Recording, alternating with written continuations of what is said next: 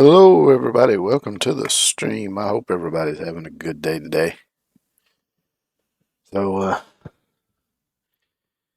y'all saw my tweet. Of course, it's in the title too. I've got a bit of an announcement to make.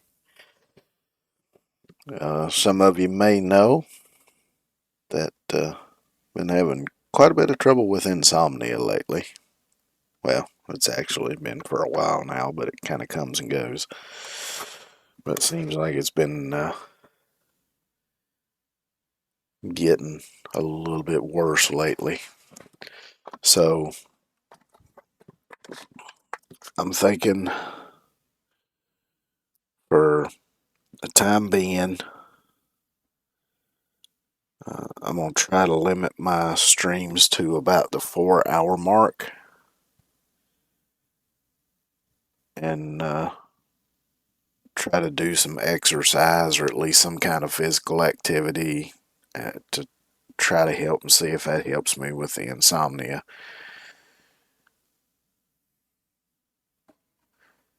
Uh, but yeah, at least for a while, I'm gonna try to limit my streams to, like I said, about the 4 hour mark while I try to work on that and hopefully figure out a way that I can get some better sleep.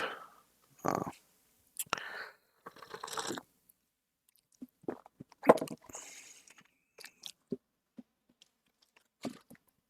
and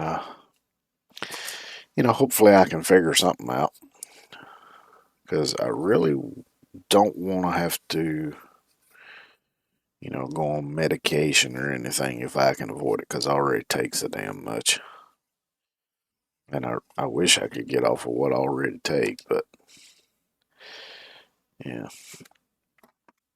it is what it is for right now because unfortunately we don't have pharmaceutical companies that are interested in cures. Because why cure something and sell, one or two doses of something to cure something when you can just treat the symptoms and sell somebody pills for the rest of their life, you know?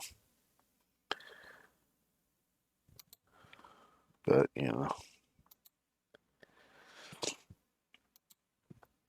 get the game up here.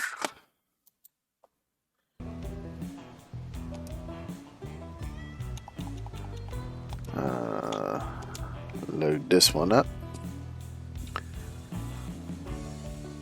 Couldn't. I think it'll last 48 hours. I think at best I've managed to get about 6 hours sleep. I also think that could be part of why I've been having short-term memory problems too. So could be wrong, but I do think it's a contributing factor. So yeah, I'm gonna try to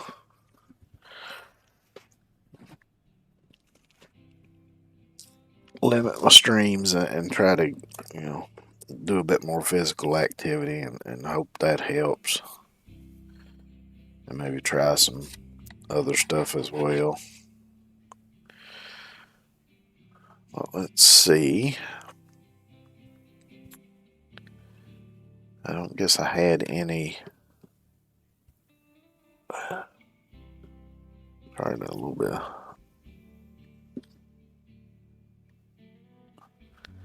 Something trying to get in my eye there.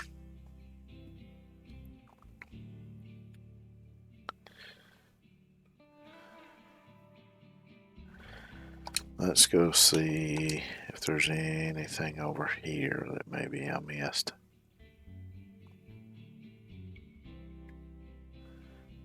Okay, that was my logging truck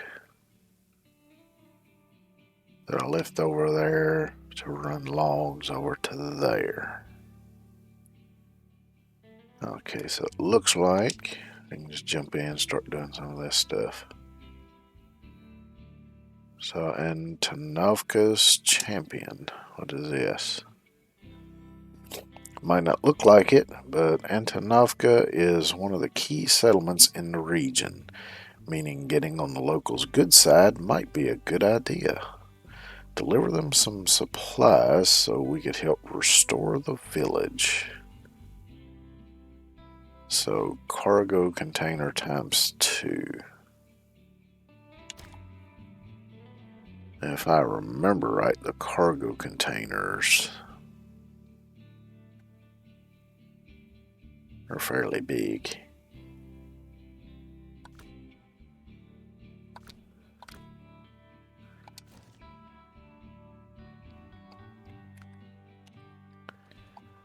Alright, so let's go in the garage here.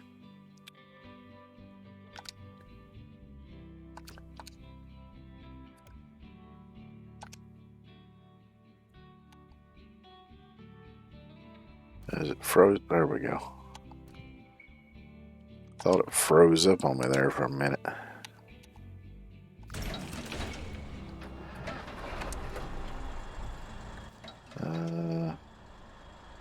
They skip till morning.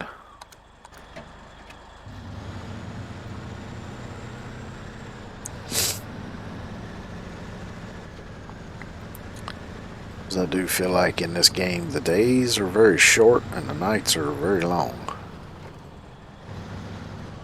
It seems like I don't skip time like it. It seems like you spend a whole lot of time driving at night.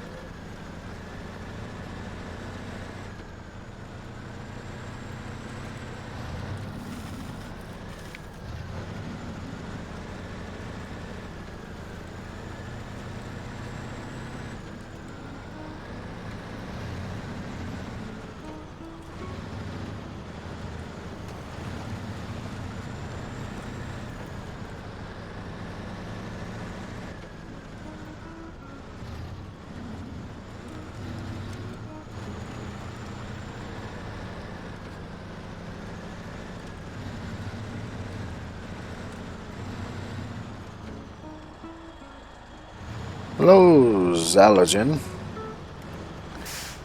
No, I don't reckon I need any help.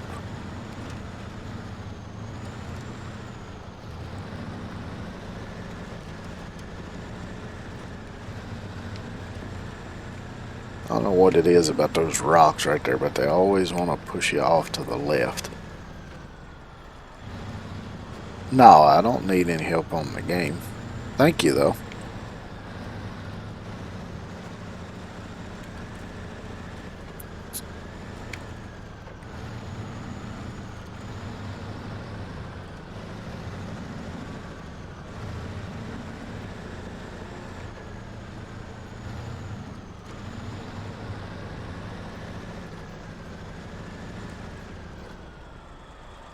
Can't remember now if these cargo containers are 4 slots or 2 slots.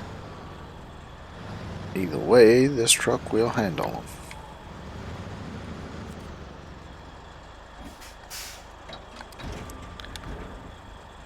Oh, they're 2 slots. That means I can take both at once. Sweet.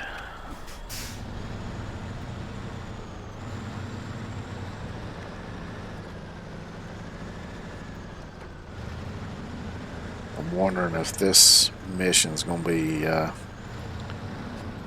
one of those that has multiple steps to it, though.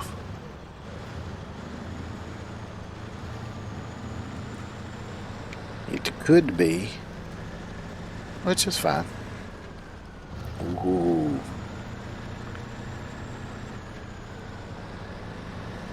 I was feeling just a little bit tippy right there.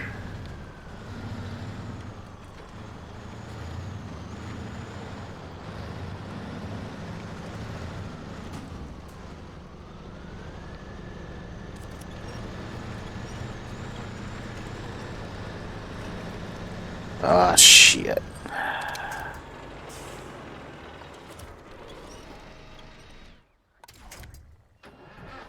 That's why I hate this little spot right here. It always wants to freaking tip you over. Alright, let me find a spot. Park this into a good loading position here, which looks like right here works. Alright, so let me stop the engine on that. And let's head back to the garage.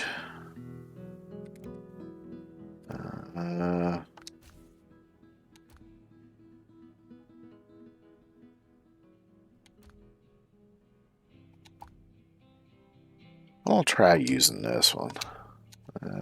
Let's throw the crane on here.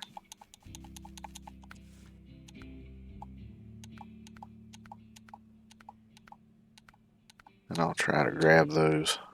Oh, I can't put the crane on this one. Okay, so I guess there goes that idea. This one I can put the crane on. Right, there we go.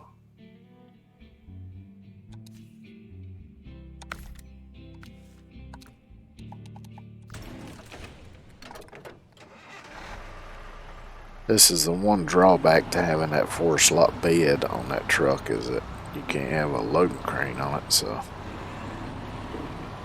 if you tip over and dump your load out on the ground, you have to bring in backup.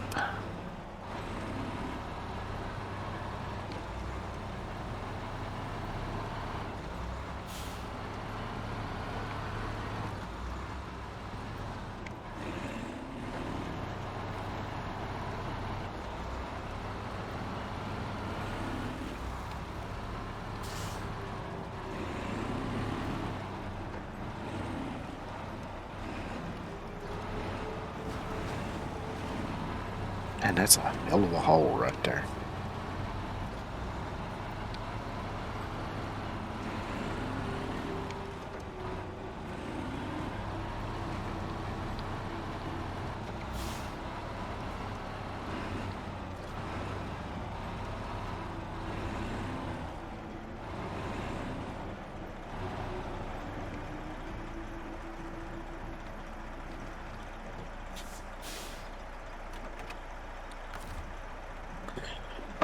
Alright, let's see if I can drag these a little bit closer. It don't look like I can. It's not giving me a... Let's go into crane mode. Just crane's got good reach on it. I was just hoping to drag them a bit closer with the winch, maybe.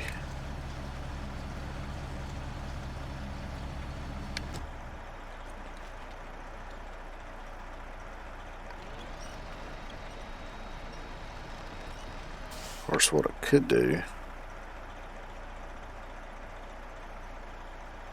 I wonder if I can switch trucks from here. That other truck might be too far away. Yeah, I don't see the option.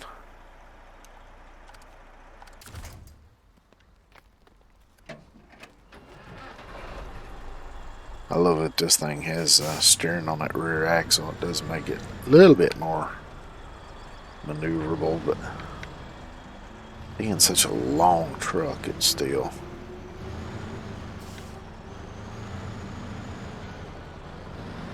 can be a bitch to try to get around some of these tighter turns and stuff. Now I can swap trucks. And of course that detached that thing, which is just rolling right the fuck back down. Alright, I'll go back into crane mode.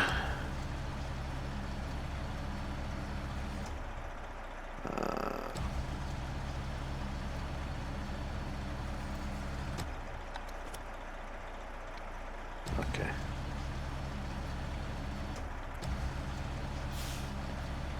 Decided it wants to grab onto that one first. Whichever one, makes no difference to me. They both got to come up anyway.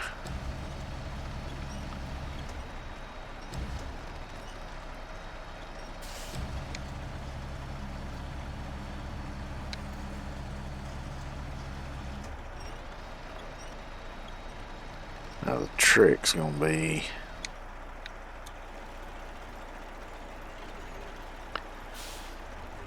trying to get this as far forward as I can get it so I can put the other one behind it.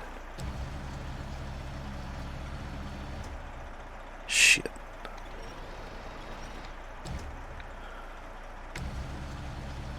Because it looks like that's as far out as I can extend it. Alright, let me drop it.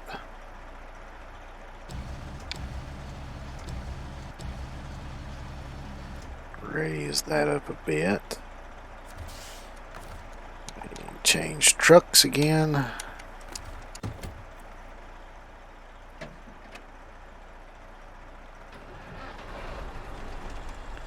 Didn't want to get that close. There we go. Now swap trucks again. Go back into crane mode. Holy shit.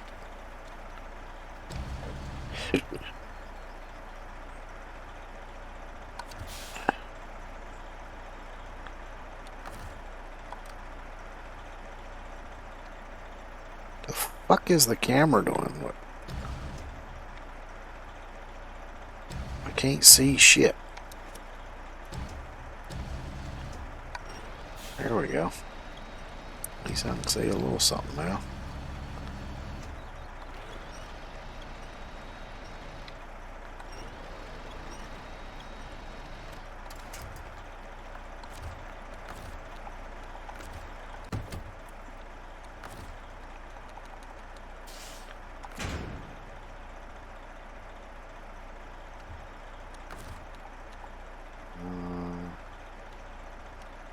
Change trucks.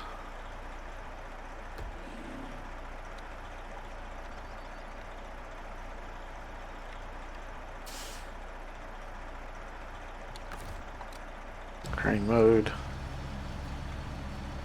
Oh, it seemed like all of a sudden I couldn't remember any of the fucking buttons. I tell you, man.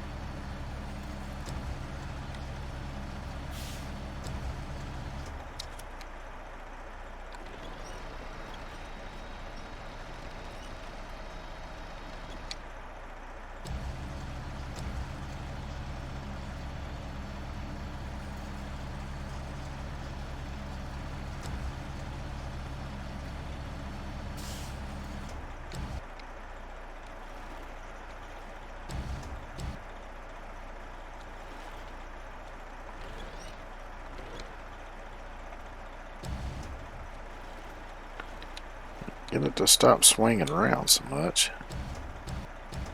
It's kind of hard to do though.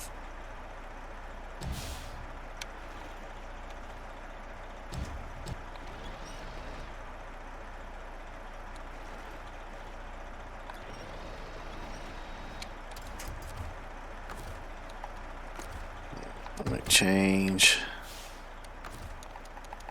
Let's see if I can get it to pack in. There we go.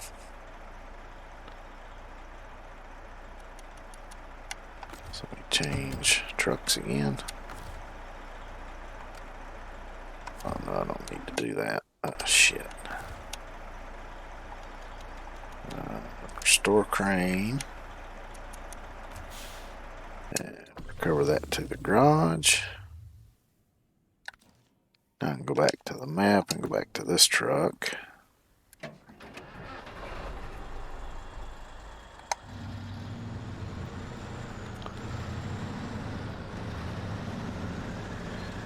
And get back underway.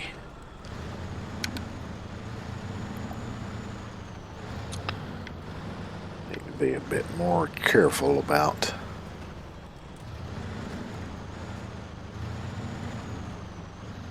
tipping over and stuff. You see though how much hitting some of this stuff just kind of tosses the truck into the air. It seems a little excessive, but it is what it is. It's just how the game's set up, so that's how you got to deal with it.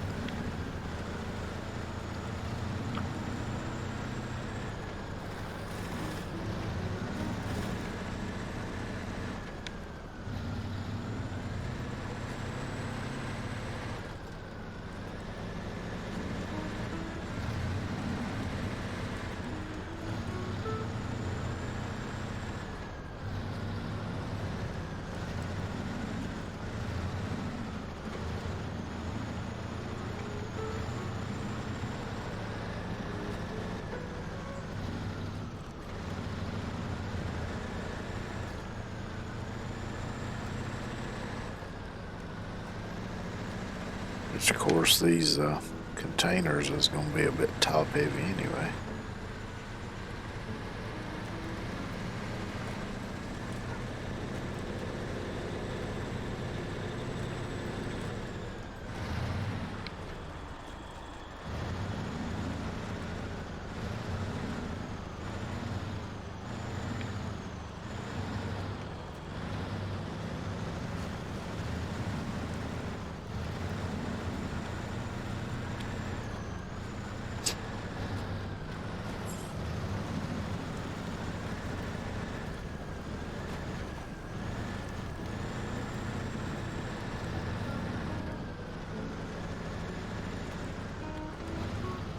Yeah, another problem I've been having with sleep too is when I do sleep, I end up waking up oftentimes in a bit of pain. And I guess it's just my mattress.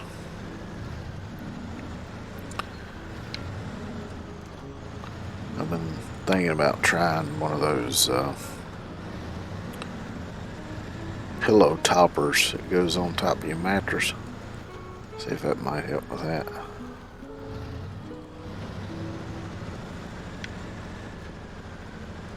Because I damn sure can't afford a new mattress.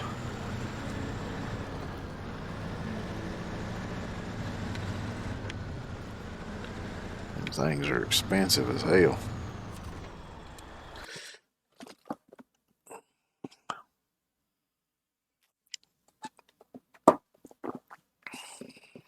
But yeah, I'm often waking up with my damn shoulder hurting because I sleep on my side. But yeah, I'm more concerned right now with the fact that, like I say, in the last 48 hours, I may have gotten, it's been between 5 and 6 hours. Let's see. Is it going to be better to go that way?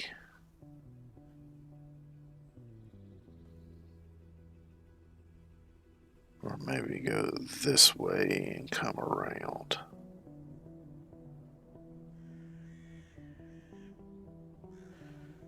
Because I know there's some steepness here. A little bit of off-camber stuff. And you got this mess here, which is a little tricky.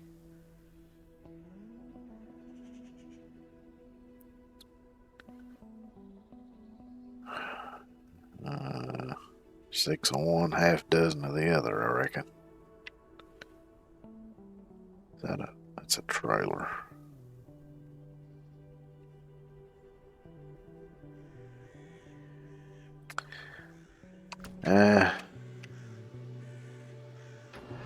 I guess I'll skirt swamp and take my chances going that way.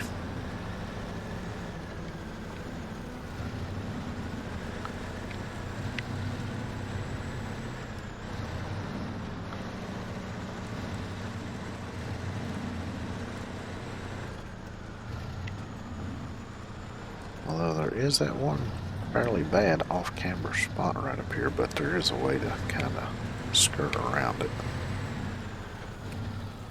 Oh, oh, oh. Did not want to hit that rock.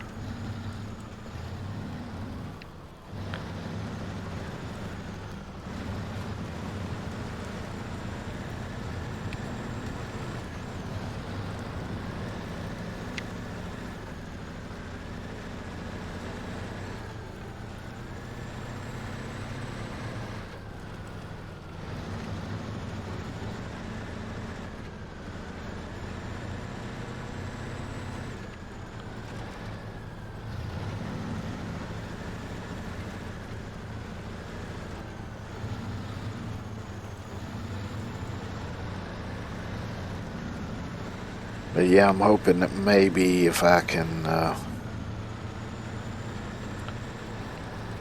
figure out something to kind of fix my sleep, that maybe in time that'll help me to actually stream a bit more.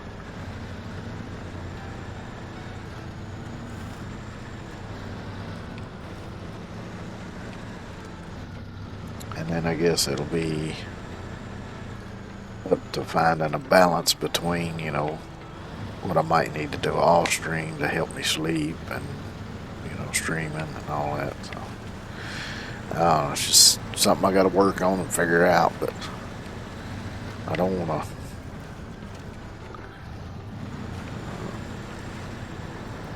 go without streaming, so I'll just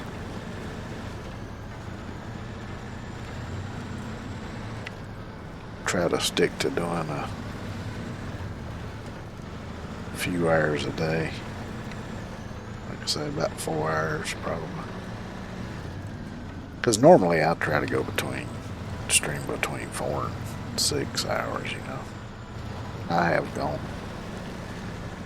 have streamed a bit longer at times, and sometimes it's been a lot shorter. Depending on, you know, many different factors that come about sometimes. Because, you know, there's always things that pop up sometimes that you really ain't got no control over, which I think too often people assume that they have more control over things than they actually do.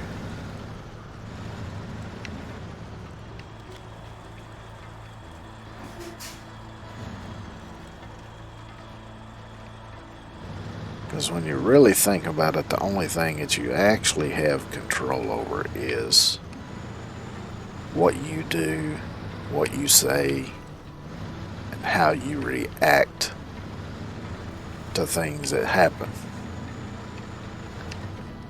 You got no control over anything anybody else does. You have no control over other circumstances like weather or, you know, whatever. So,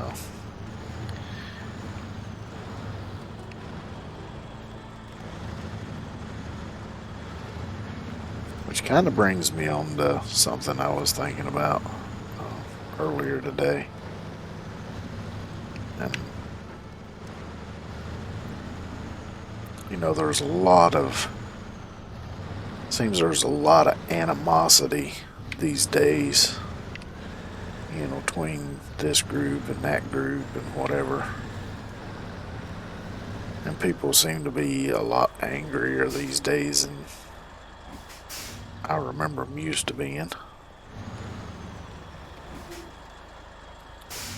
And, you know, have often said, beware of simple solutions to complex problems. But I think there is one solution that sounds rather simple, although it can be a little bit more complex in practice than it sounds. But one sort of simple solution that I think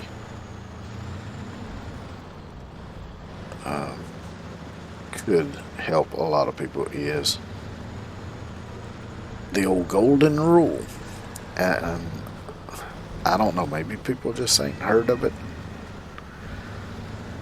Or maybe they do and just don't give a shit. I don't know. It's kind of common knowledge when I was growing up, though, but it's just treat people the way you would want to be treated.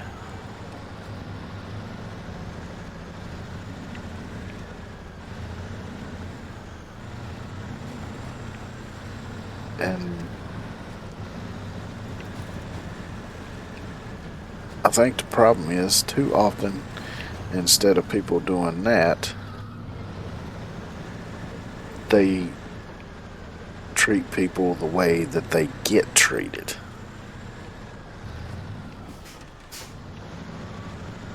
Or they just don't give a shit about other people.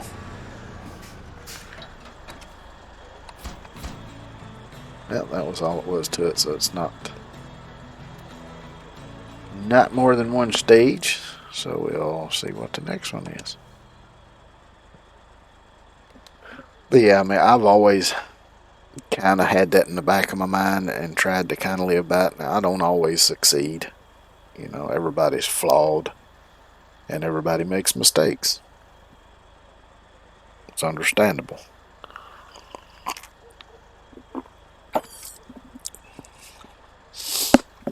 But, you know, it's something to strive for.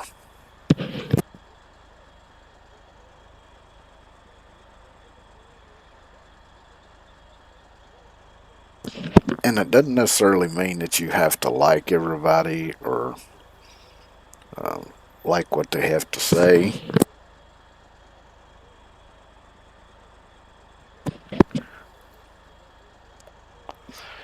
It just means, you know, basically, if you want, you know, people to treat you with kindness and respect, then treat other people with kindness and respect, even if they don't treat you that way.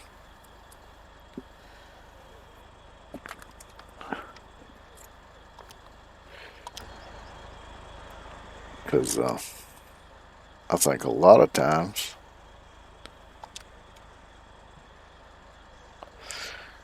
hold on, there is a small lake just past Antonovka, favored by the locals. Guys from the sawmill agreed to clean it out, but they'll need some fuel for their equipment.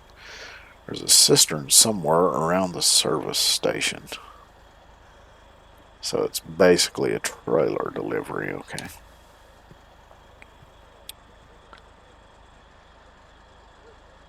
So I gotta pick up a trailer from here and take it to the sawmill, okay. Well, let's get a different truck for that.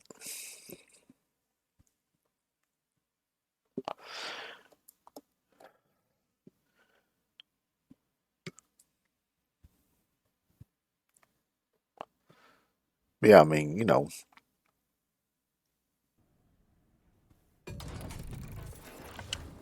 just treat people with a little bit of kindness and respect. And that doesn't mean you gotta, you know, take shit from anybody. You know, you can treat people that way and still stand up for yourself. You know, if somebody's uh, mistreating you or whatever.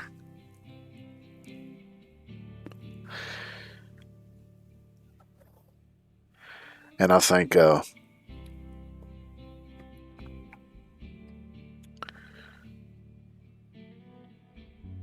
a kind of annotation to that is also always keep in mind that people are different. People have different upbringings, different cultures, different ideals, different likes, dislikes,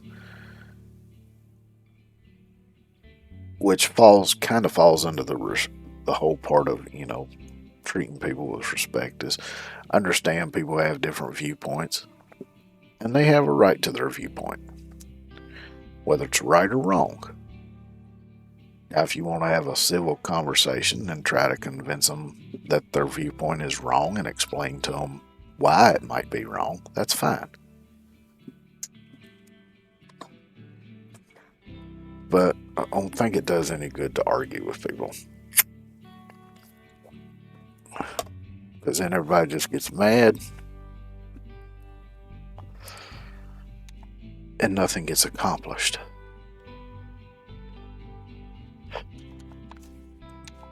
I'll swap back to the other bed. And you know, not everybody's going to agree on everything. Might agree on some things and not on others, and yeah, it's fine. Because if everybody agreed on everything, hey, Newt, nothing. I'm just kind of rambling on about the golden rule. If you've ever heard of it, it was just something I was thinking about earlier.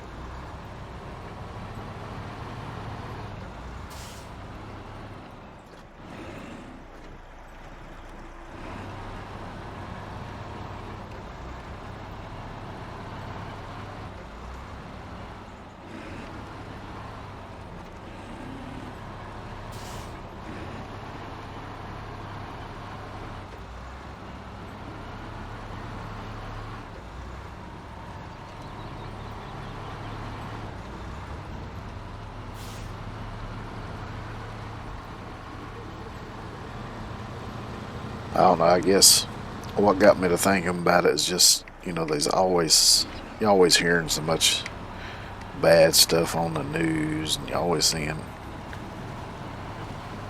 No, it's just, like I'm saying, you always see so much bad shit on the news, and people all the time arguing on Twitter, and I don't know, it just seems very unnecessary to me.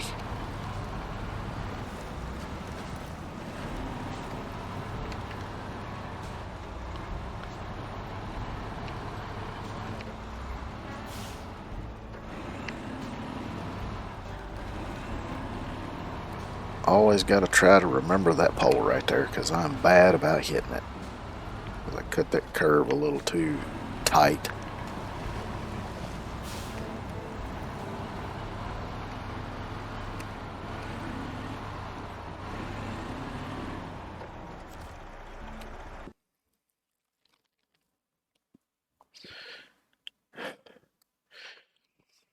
Yeah, see, it's something that was kind of common knowledge when I was growing up, the golden rule, and it just says treat other people the way you would want them to treat you.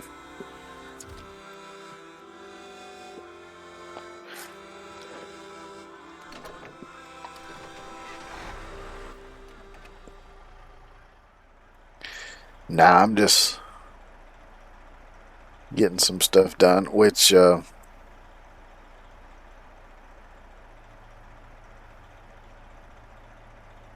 I was going to tell you yesterday. I don't know if you heard me or not, but if you want to do a collab sometime or something, just hit me up on my Discord. I've got a link to my Discord server on my About page here on Twitch. Just holler at me over there, and we can talk about maybe setting up a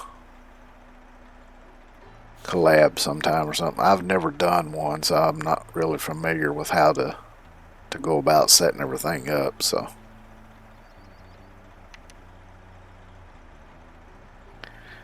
I guess just go this way, go down in. No, wait, that's not the trailer. This is the trailer I need. Okay.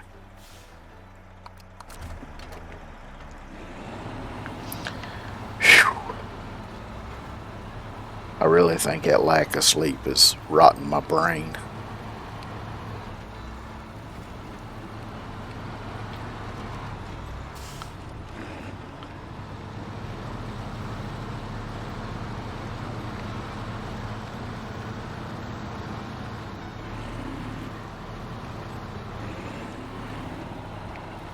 And it's already getting dark on me now. Yeah.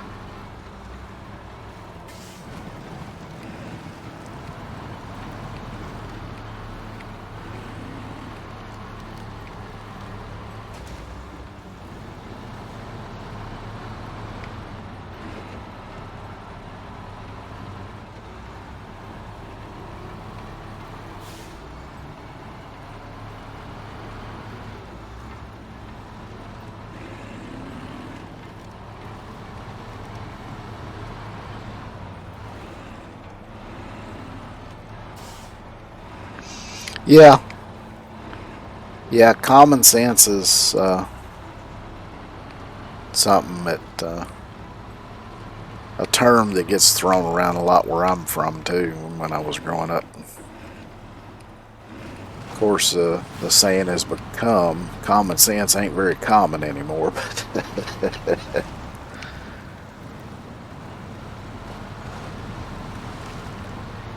But yeah, growing up, that was something that we used to hear.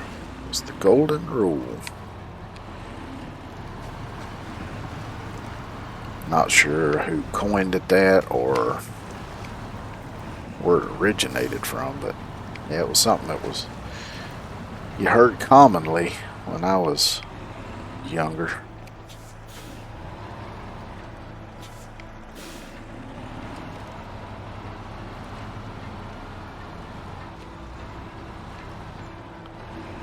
I don't know, times are so different now.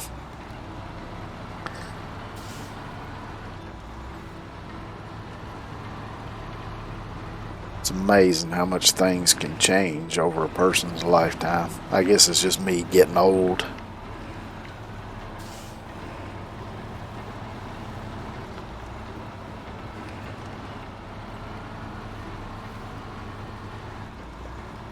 And this map's got quite a few little off-camber spots that you got to be a bit careful of.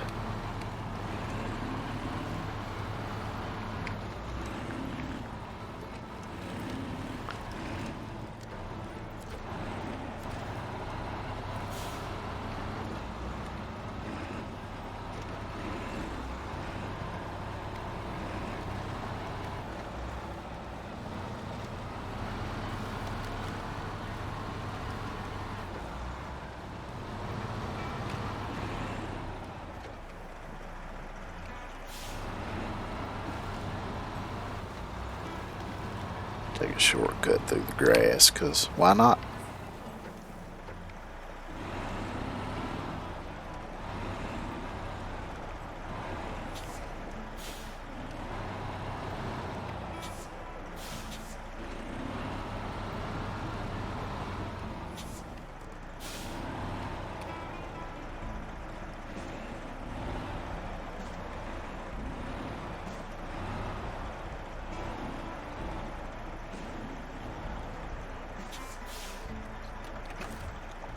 Attached trailer.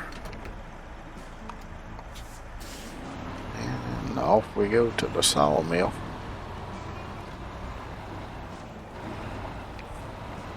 There used to be a sawmill. Well, it wasn't a sawmill, it was a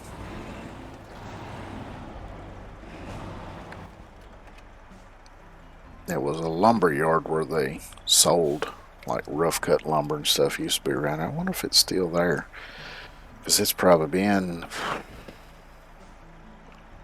15 years since the last time I was in that area.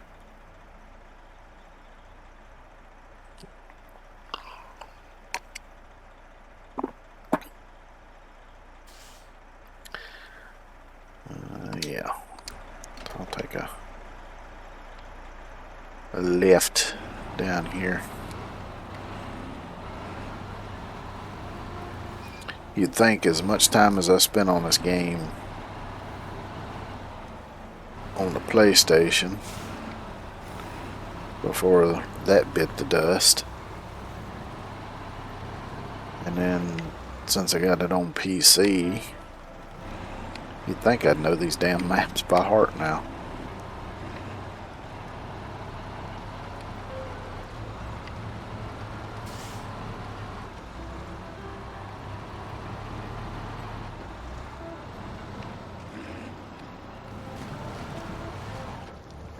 Come on.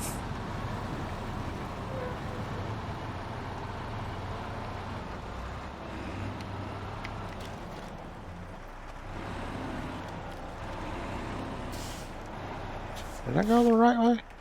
Yeah, I went the right way.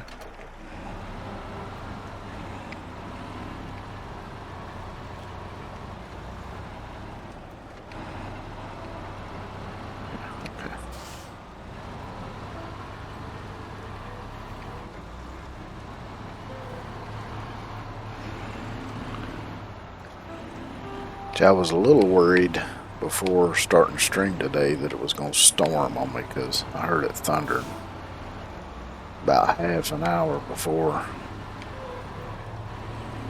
time to start. But luckily I hadn't heard anything since then. Of course, the sky's getting a little dark, so it's probably going to rain.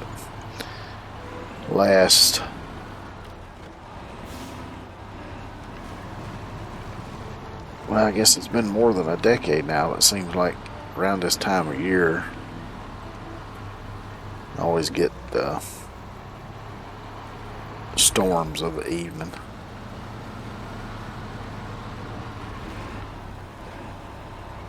It usually lasts up through June and July as well sometimes. I guess it just gets so hot during the day. Evaporates a lot of water, brews up a storm that evening.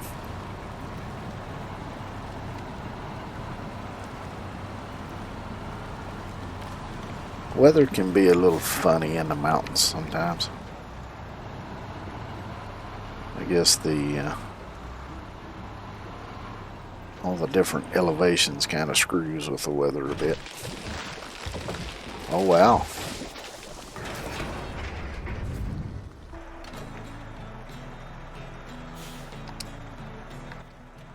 So bringing them a fuel tank magically cleaned up part of one of these swampy areas? Okay. If it works, I reckon. Let there be water. Good start, but there's still no water in the village if you don't count the puddles. The old water tower is just a heap of scrap. We've had requests to get it fixed before, but now we actually have the resources for it. So let's see, we need 2 cement and 4 metal rolls. Alright,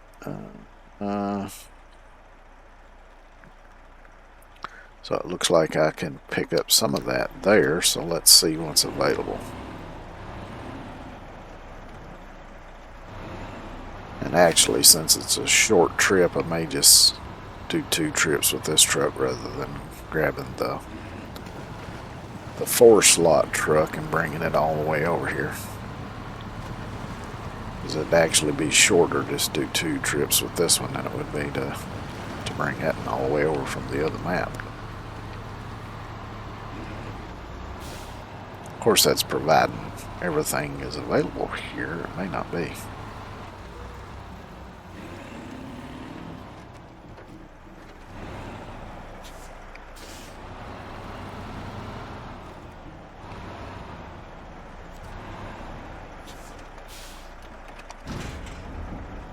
So I got cement, and that's it.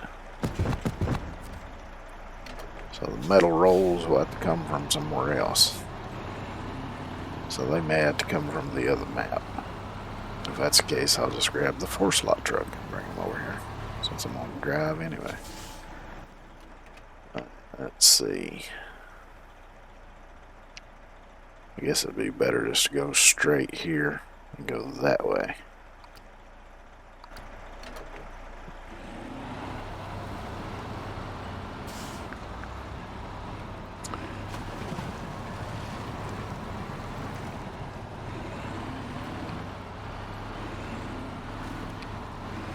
Oh damn, that's something I meant to do yesterday evening and forgot about. Oh well, I'll do it another time. I was gonna set me up a reminder to stretch a little bit every now and then instead of just sitting for such long periods without moving around. It's not good for the old leg circulation.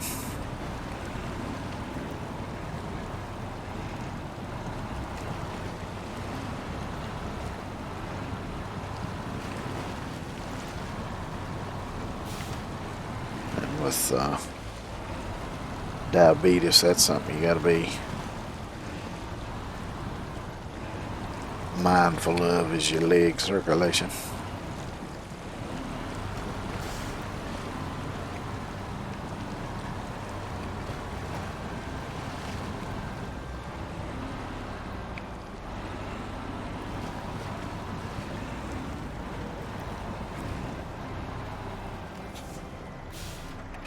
I guess that's the old, yep, that's the old water tower.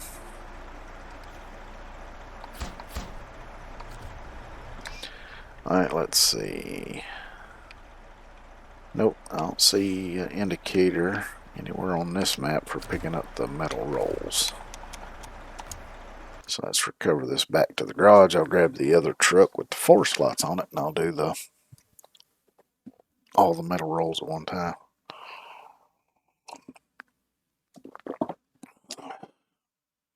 Which, if I gotta get it at the docks, I gotta watch and not dump my load out again like I did with the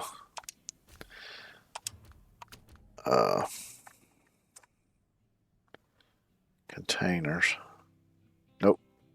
Gotta pick those up at the pier. Looks like I'll probably just go around this way. Swing over, grab that, and then I can just come back through here, I reckon.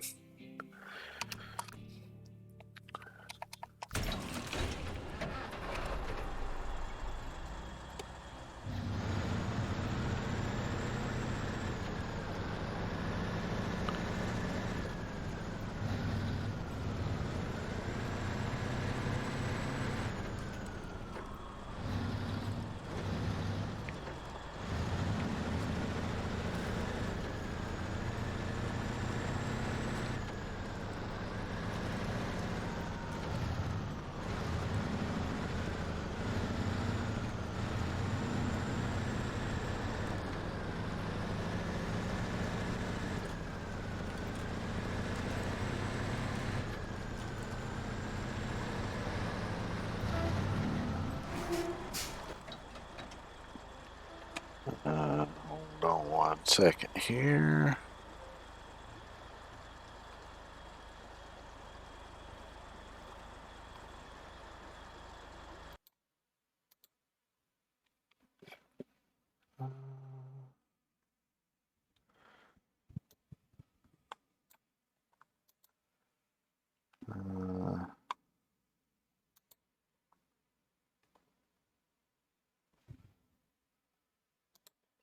Let's see if I can remember how to do this. I've done it before.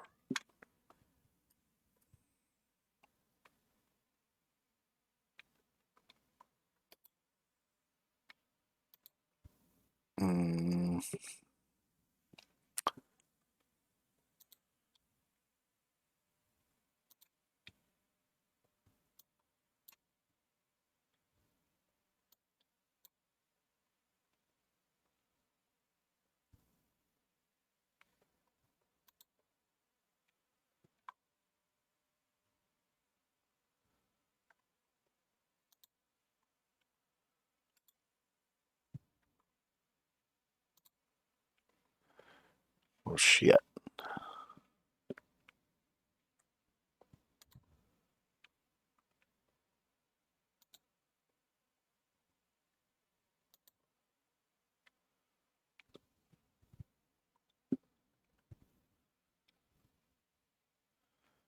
Hell, I can't remember how to do it. Oh well.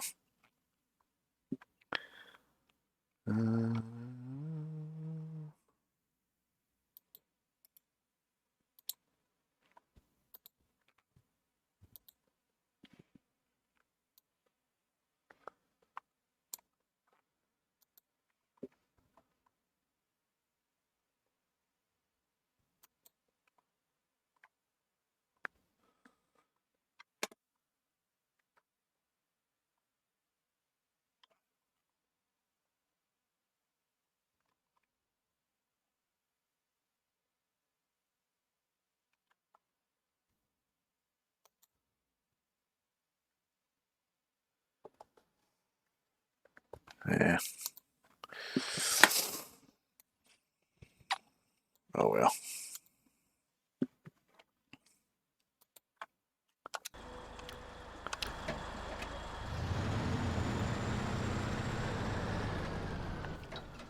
Let's see.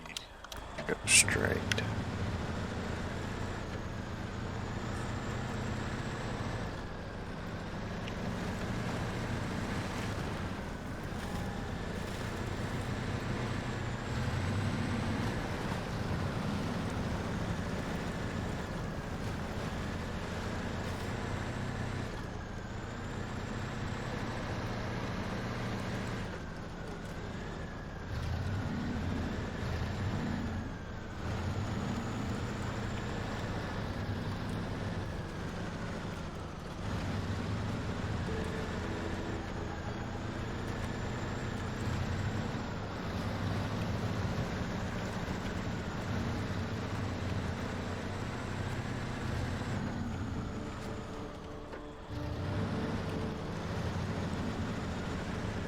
Squeeze through these trees here.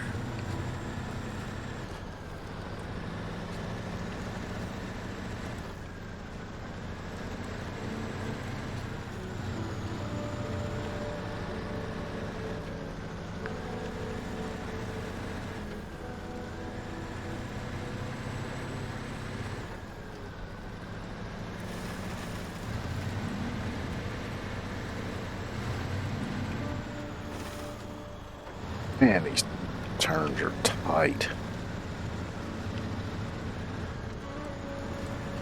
There's actually a lot of really tight curves like that on the roads around where I live. We used to always call them kiss your ass curves.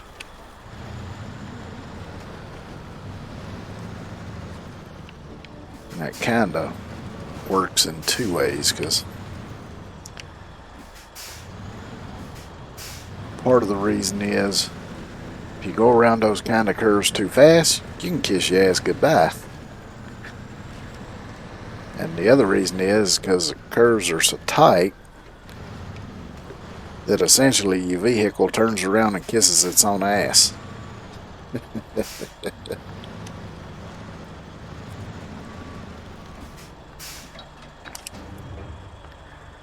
So metal rolls, 4 of those. Alright, now let's see which way I want to go to get out of here. Up this way. Because that feeds into a road there that goes through there. Pretty much straight to tunnel.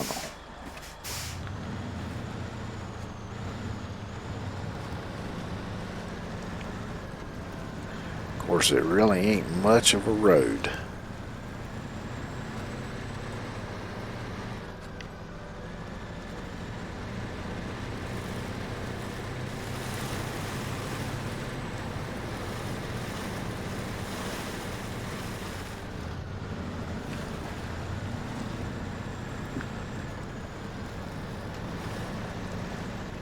Oh yeah. Speaking of stretching more, let me run take a outhouse break right quick and I'll be right back.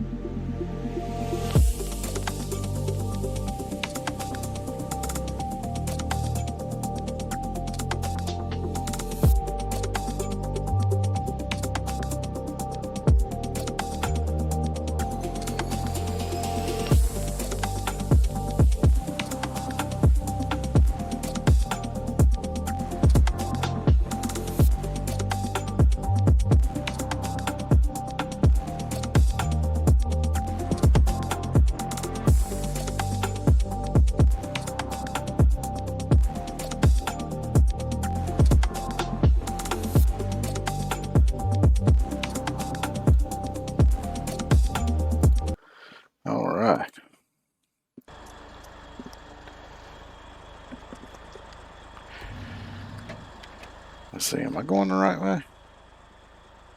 Yeah, I gotta skirt here and then come back this way.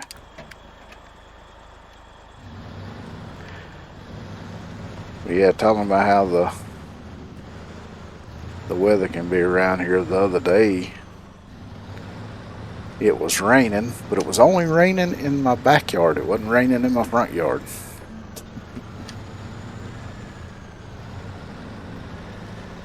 And I guess it just happened to be that the edge of the cloud just happened to be right over the house.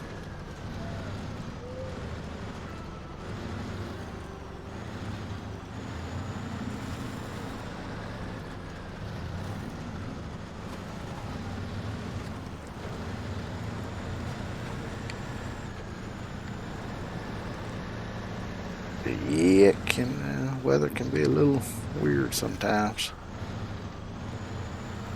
when you live in the mountains.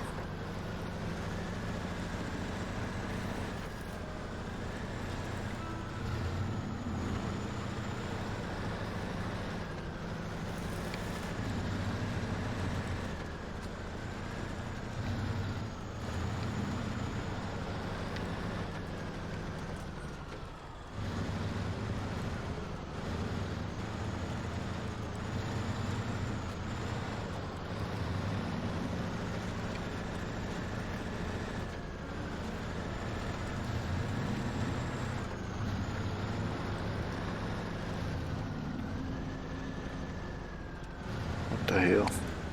I was stuck on something.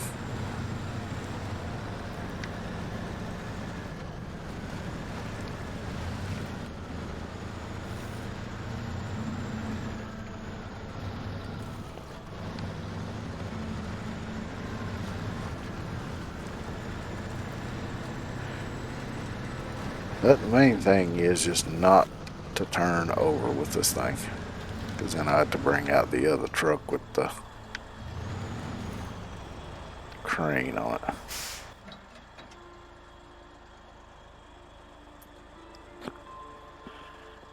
Let's see here.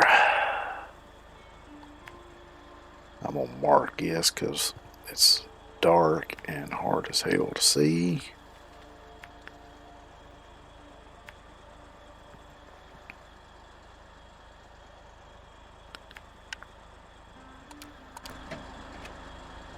Plus, so much of this is underwater, it's kind of hard to tell where the road's supposed to be anyway.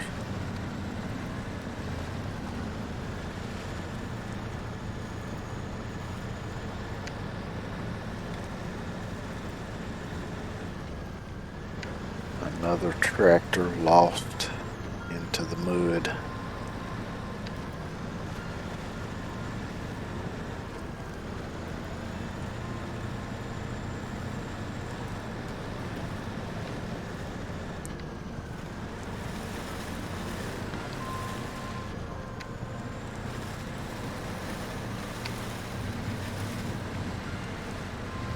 This is I think there's the Dawn maps. It's the one with the Tatra, I believe it's Tatra factory on it there. Let's see. Yeah, Dawn.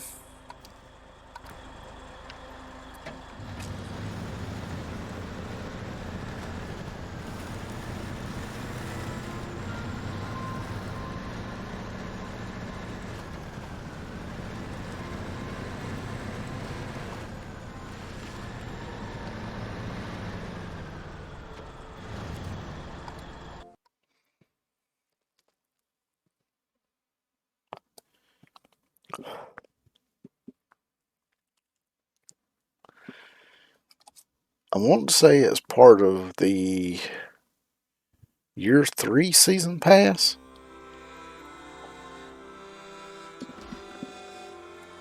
But I definitely could be wrong about that.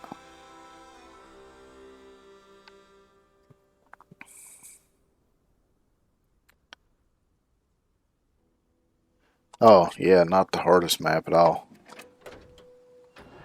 The maps, honestly, I think some of the maps that I hate the most because I ended up skipping over, is the Amur maps. And it's not so much the maps, although a couple of them are pretty aggravating. It's the fact that the cargo system is just so convoluted on those maps.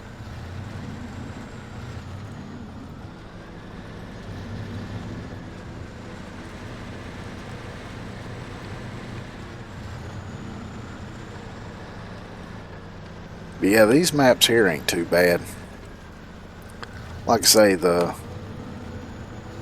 only a couple kind of trouble spots where you got off-camber stuff that likes to turn your truck over on its side. But other than that, they're not too bad.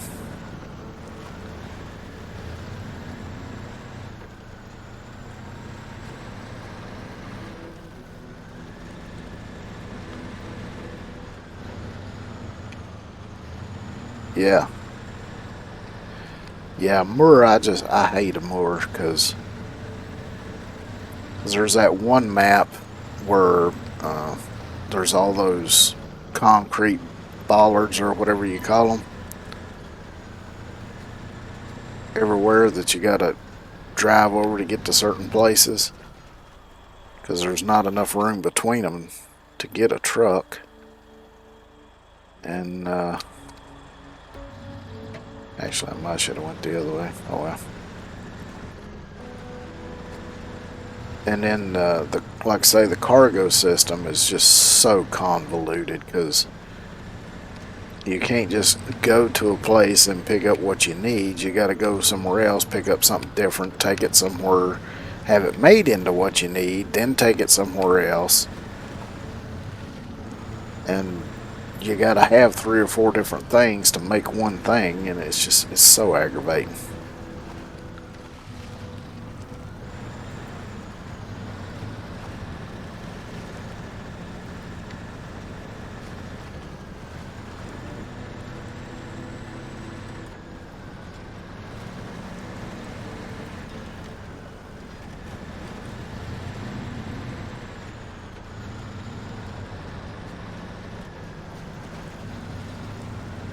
I'm just going to go this way instead of going around. Should be able to get over these rocks here. Yeah. I mean, if it's simple stuff like, you know, go pick up some metal rolls and take them to a factory and have them turned into beams or whatever, it's not too bad. But like on a moor, you got to take to make steel beams, you got to take metal rolls to the factory, and then you got to turn them into small pipes, and then you got to add that with more metal rolls and turn that into steel beams. And it's just aggravating.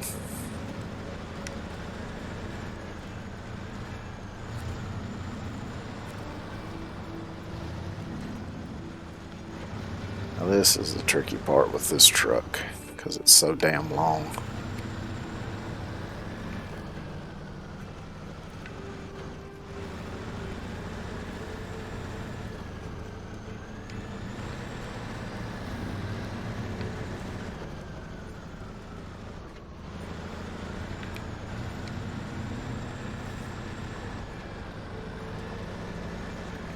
Which is another set of maps that are kind of like it. Let's see. I'm trying to remember.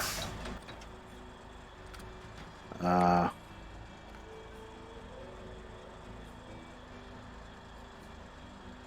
it's these Wisconsin maps where you got to take the generator to a place and use it. You got to have that running with fuel in it to be able to craft things, which ain't as bad as some of the other stuff, but still I find it a bit unnecessary.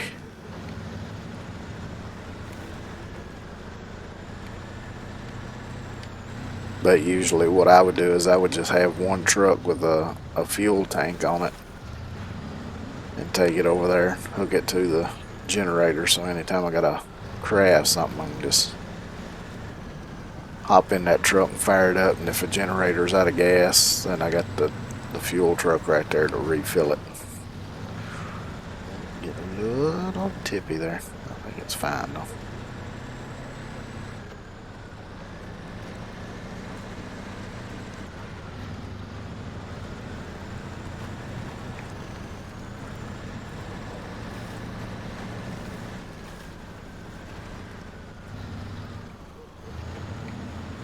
But yeah, it's just like, you know, I'm playing the game to do the driving, not to run a factory.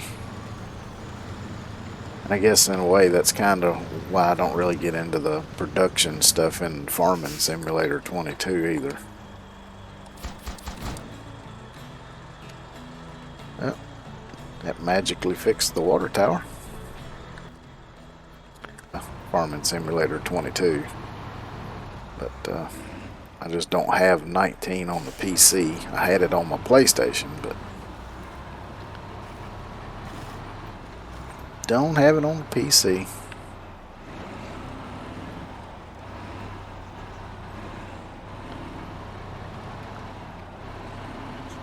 Goodbye to your road signs.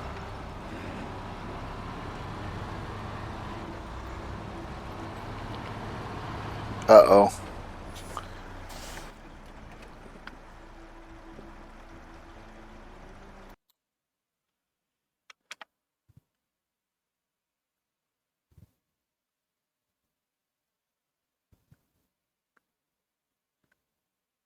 Nope. My internet didn't die. There we go. No, it wasn't my internet that died. It was just, I don't know, Twitch crashed or something. I just got disconnected from it because in OBS everything's fine, so. Yeah. I don't know, last few months I've been having trouble with Twitch. Because like anytime I'm watching somebody and a commercial plays, I have to refresh the page because it freezes up. And there's just a lot of instances where I have to refresh the page to get it to come back and work. I haven't even gotten into the horses yet on FS22. I know they, I think they work a little differently. So I think in FS22 you don't own the horses, you're basically hired to train the horses or something like that. Because on 19 you bought the horses, trained them up, and then sold them. I'm going to go this way because that is horsed out.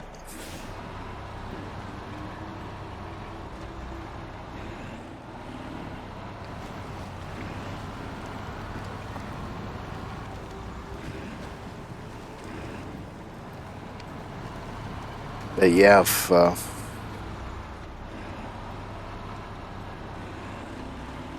because before I bought Farming Simulator 22, I kind of debated with myself for a while whether to get it or 19. Because I'd watched quite a bit of gameplay and stuff of it, and I just really wasn't too sure about that production stuff.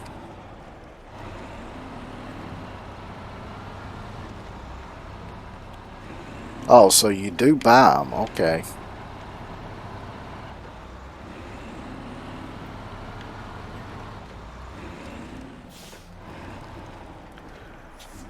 And on 19, they didn't, at least as far as I remember, they didn't reproduce at all. Yeah, you gotta feed them, give them hay and whatever.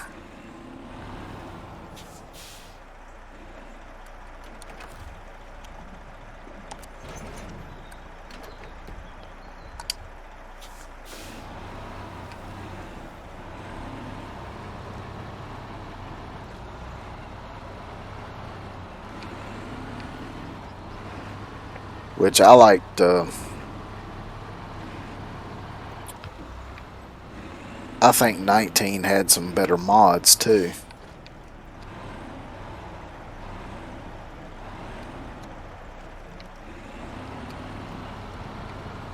But that's just me, you know.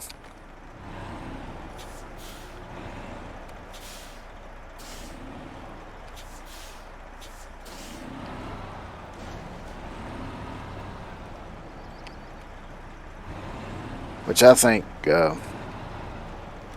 as far as just mods go, I kind of like the mods for 17 better than I do any of them. Because there was some really good, like, small maps on, mod maps on 17. And a lot of smaller, older equipment, which I always like to play with. Which 19 had some good mod maps. Of course, one of my favorites was No Man's Land. But there were some other pretty good maps on there, but there wasn't as many smaller maps.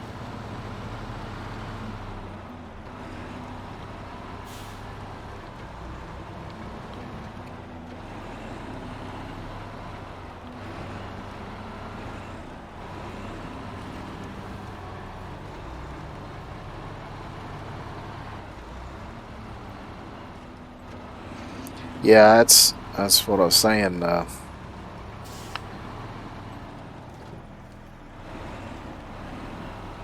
Because there was a mod pack on, I believe it was on 19 that it might have been 17. I don't know, they kind of run together anymore. But it was a whole pack of like older Massey Ferguson tractors, kind of smaller stuff that I really liked. Which some of those are on 22, but they're all separate now and they're not exactly the same. They don't have some of the same attachments and stuff.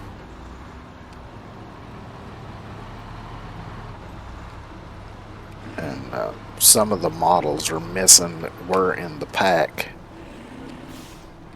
that never made it to 22. And like I say, there's kind of a lack of like smaller, much smaller maps. Because I like some of the really small maps. There was one, was it on, I don't remember now if it's 17 or 19. I don't remember the name of it. It seems like it started with a D, but it was set in Ireland.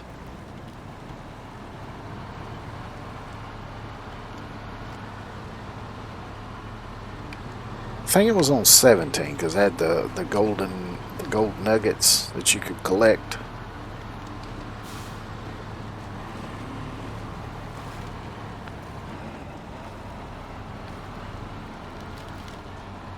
And there was another small map that had like an old castle on it that I really liked. Don't remember the name of it either. What the hell am I hung on? Well, I guess the trailer's hung on that stupid road sign thing.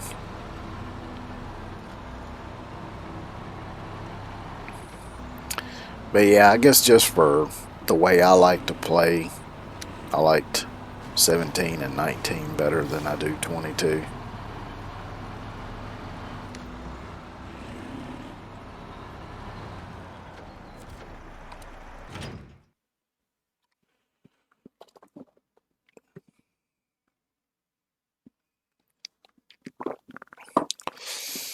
Which have you done much of the logging in 22?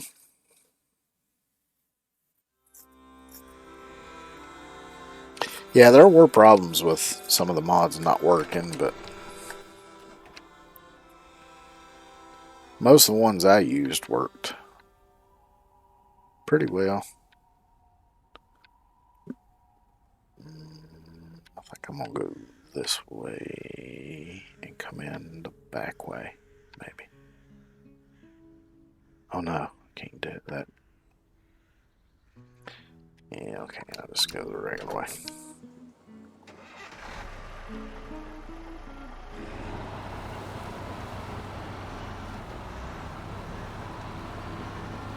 Because I tried to do some logging, even tried some logging mod maps on 22, and it was just nothing seemed to work quite right. And I gave up on it. Of course, one of them was just kind of me being a little bit OCD. Because you couldn't get rid of any of the weeds. See, I had one logging map where you couldn't get rid of any of the weeds or anything, and it even came up through the floor of the buildings. Another logging map didn't have that problem with it, but I had a problem with any of the trailers that I used for hauling logs. When you put the logs on it and strapped them down, they would get really glitchy and really tippy, and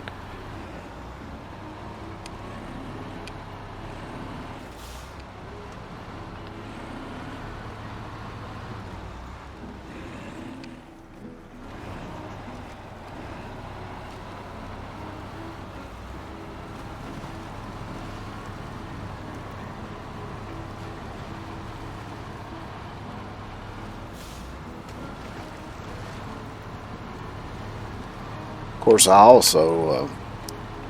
played 17 and 19 on PlayStation, not on PC. And 22 I've only played on PC.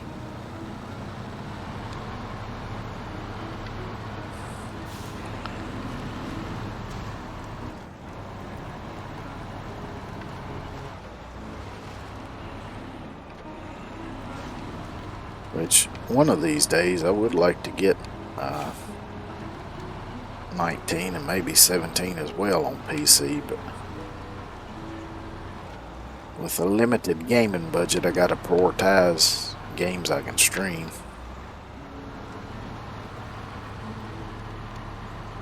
Which I could stream those, but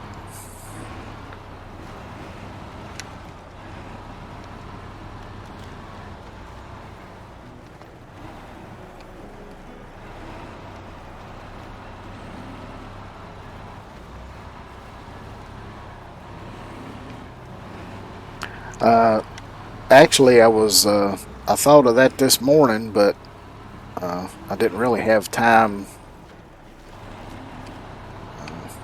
to check it out because I had to get everything set up for stream because I slept a little late because I like to never got to sleep last night. But yeah, I was going to check it out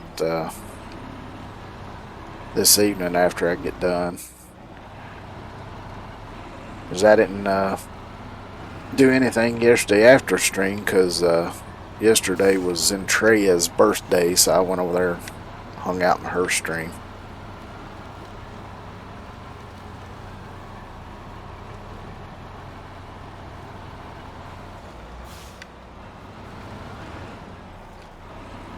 Take this shortcut again.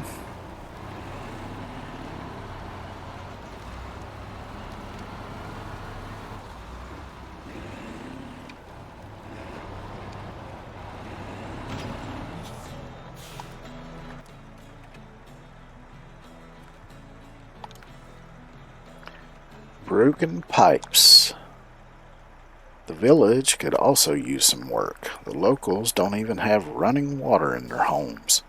What makes things worse is that the ship carrying new pipes was washed ashore, so we'll need to fetch them by land. Sounds interesting. Truck with crane is recommended. So we got 3 small pipes.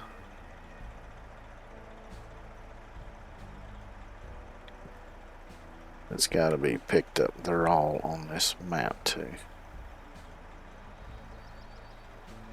Okie dokie.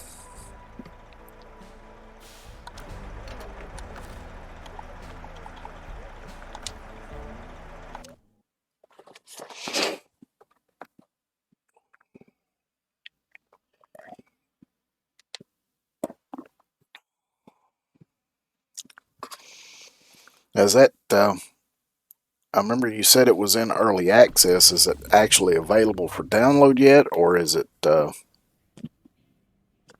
like a coming soon kind of thing?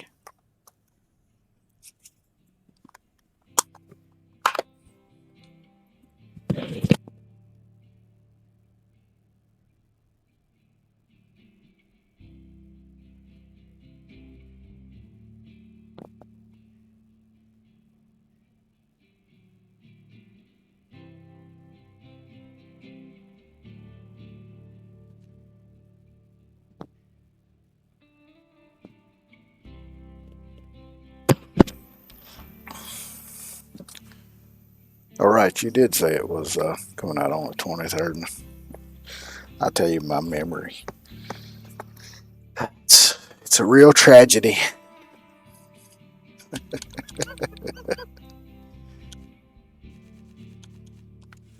Like I say, though, I think lack of sleep is what's really hurting my memory.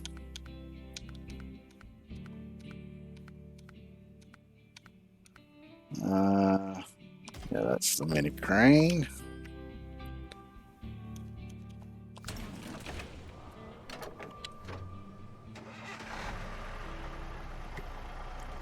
But yeah, I was going to, since I didn't have time this morning, I was going to check it out later today if I could remember to do it, which like I say, I wrote it down because I know how bad I am at remembering stuff.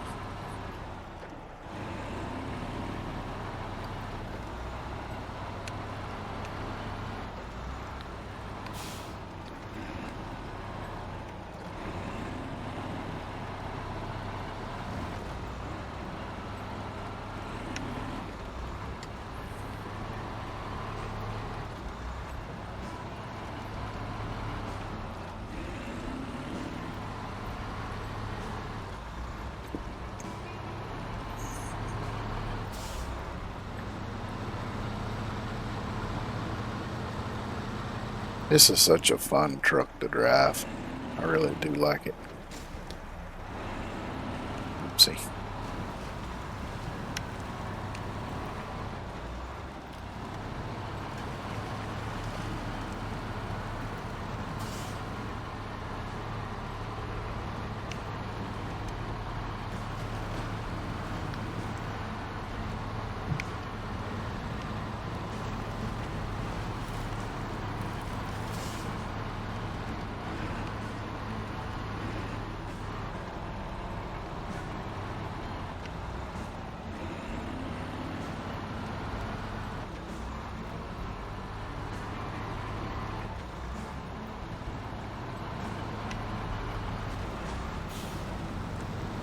Yeah, it's kind of funny because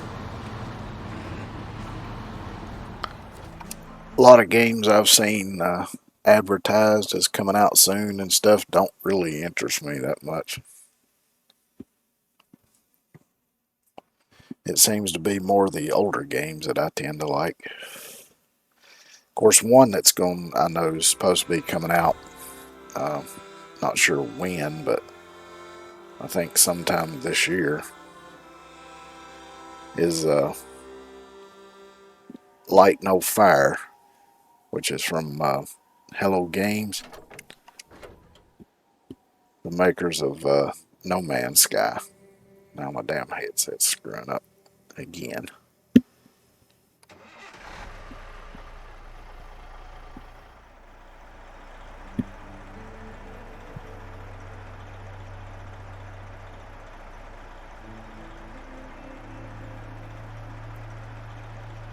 Come on, quit cutting out.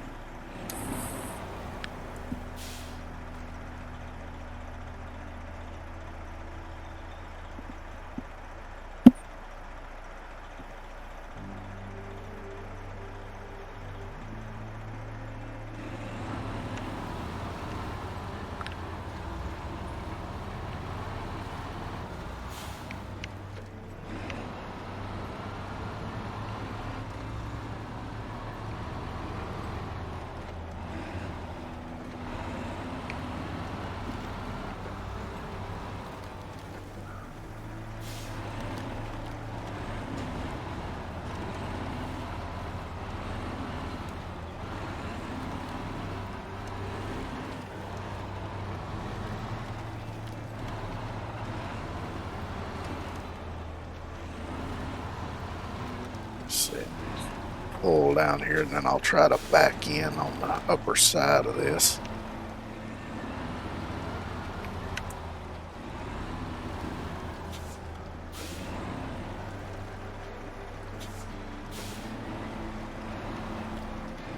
So these are going to be a little hard to pick up with this crane, but it's doable. Volume's on.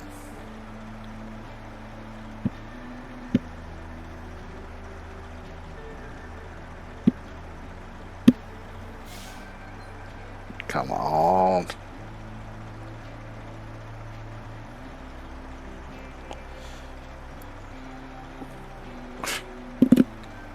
Damn it. And this headset's just a little over a year old, and it's been giving me problems for months now.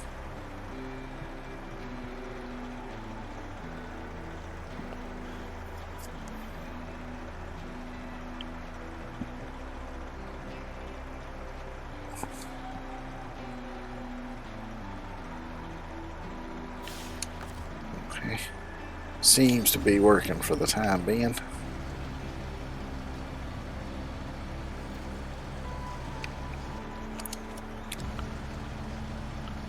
Oh, I forgot to put my... There we go.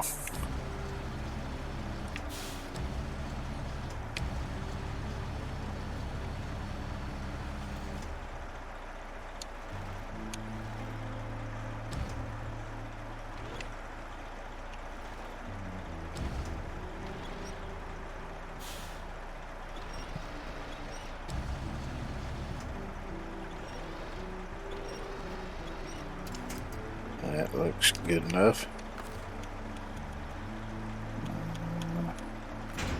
Yep. Now where am I taking it to?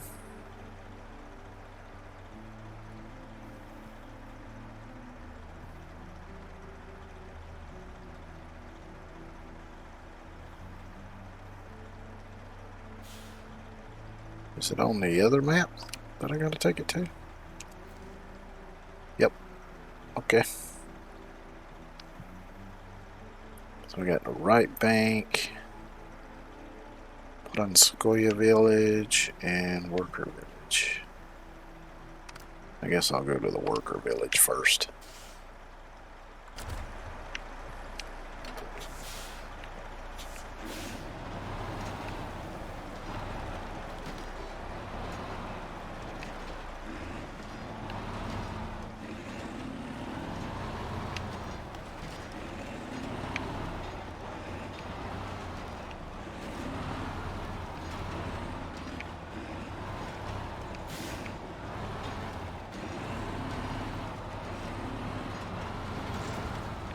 I was trying to avoid climbing up on the rocks, but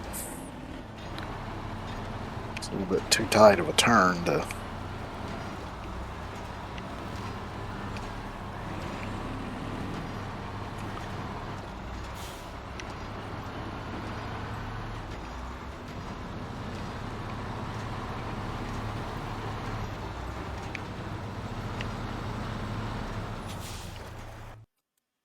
This headset still ain't right.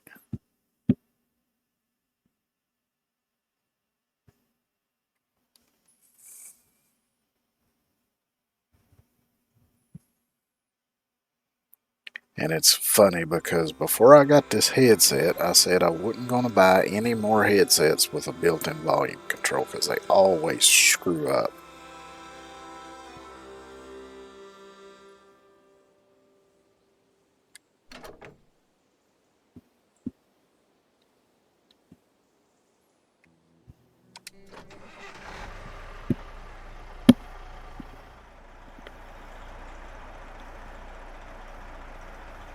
And it doesn't matter if it's the ones with the volume control built into the cord or whether it's built into the earpiece like this one is.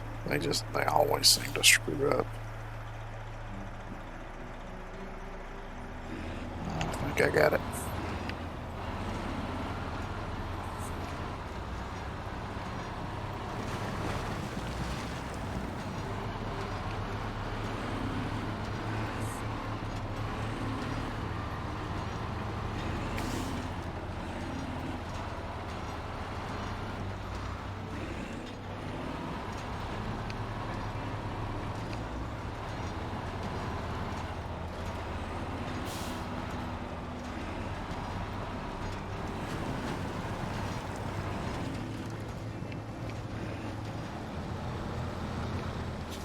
the hell is it stuck on?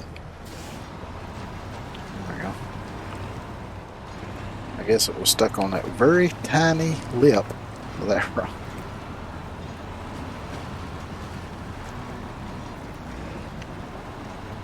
Damn thing will drive over boulders, but it won't drive over a 2-inch lip on a rock.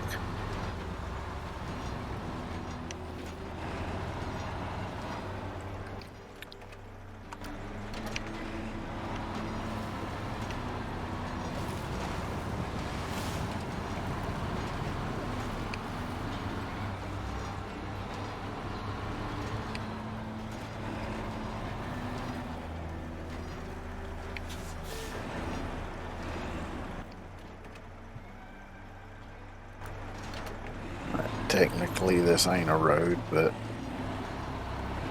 at the same time it is a road. Because you can clearly see where people have driven through here.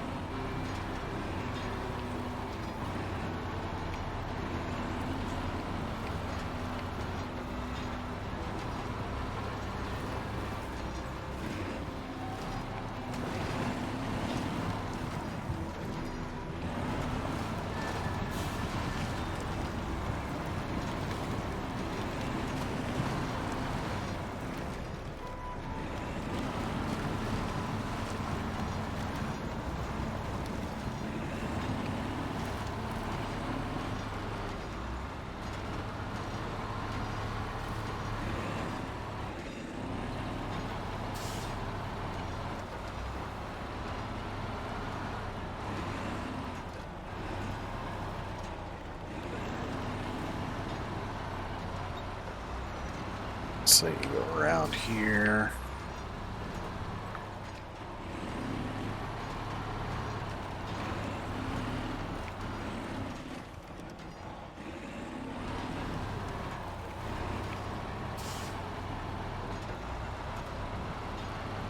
Try to back it in here.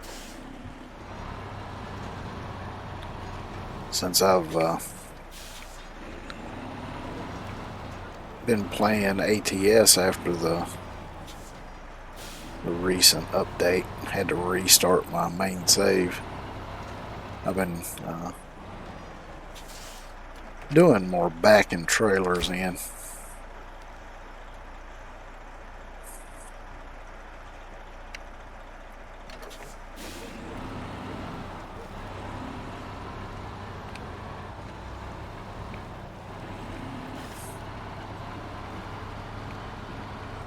Been going pretty good too. I think I already got the achievement for doing like 20 difficult trailer reversals, whatever it calls them. I don't remember exactly.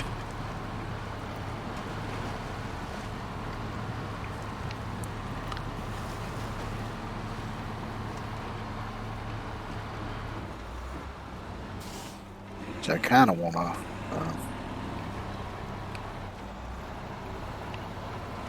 jump back on the streaming that some too. Just gotta figure out how to work it into the schedule.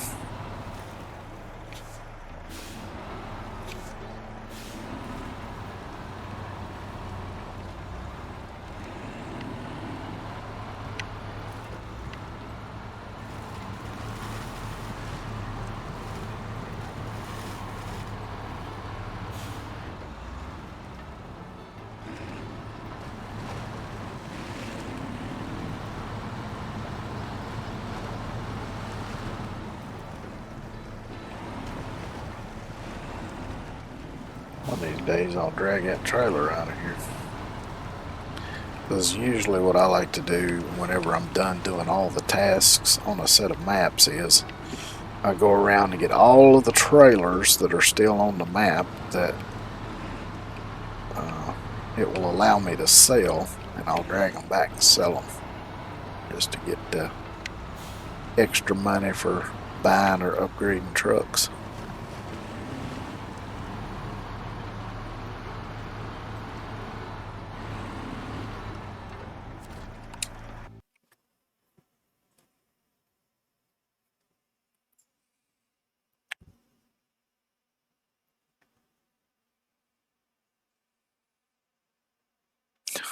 little truck in the picture there. I can't remember the name of it, but I can't imagine trying to drive that little thing around up here. You'd be constantly stuck in the mud. Alright, let's see. The next one is out here on this little island.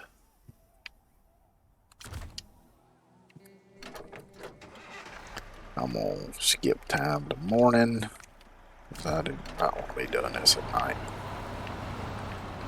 Hard enough to see as it is.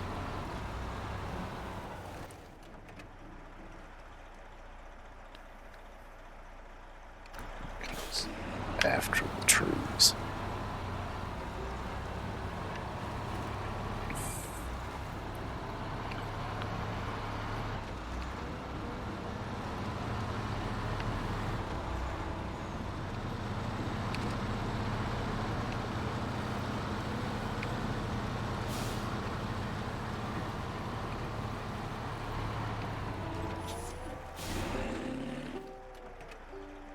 Nope, I passed it already, son of a bitch.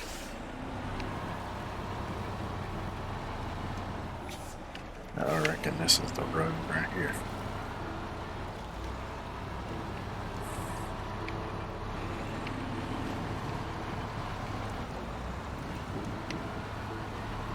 Yeah, now we're on the right track.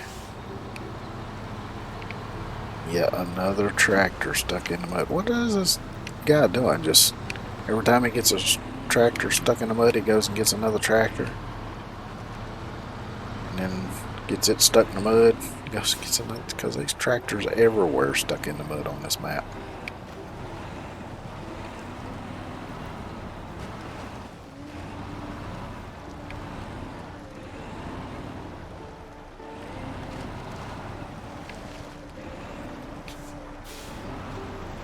Carefuling.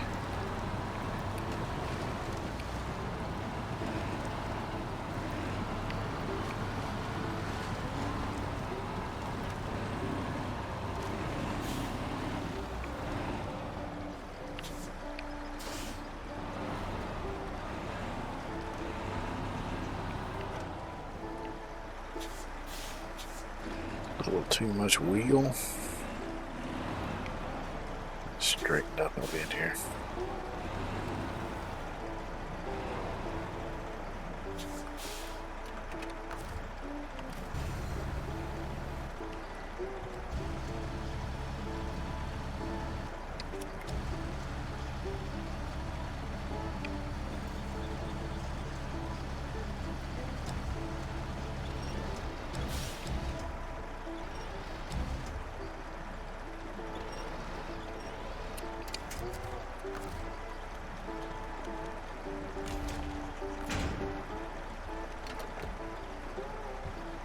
Oh, I got to close in.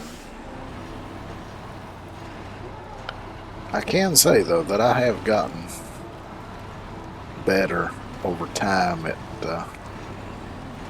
using the crane to load these trucks.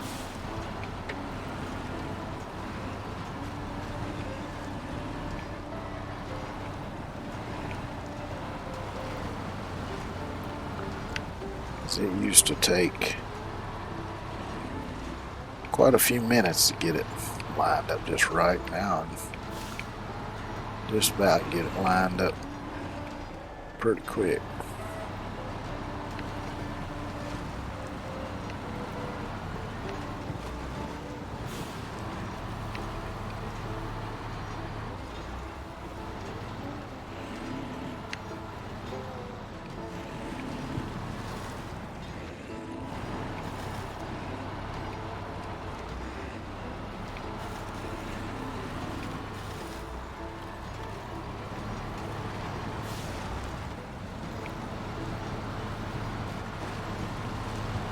I think I'll take this one to the shore side or whatever it was called, and then the last one I'll take into the village.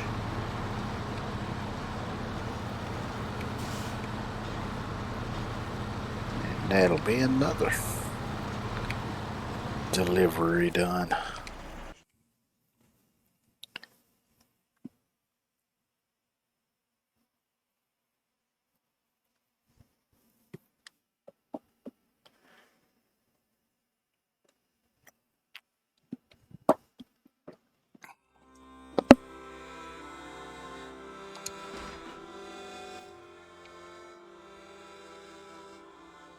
Yeah, right back.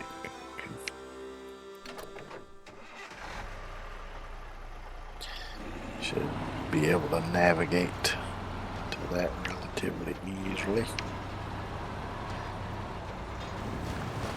See if I can do it without looking at the map again.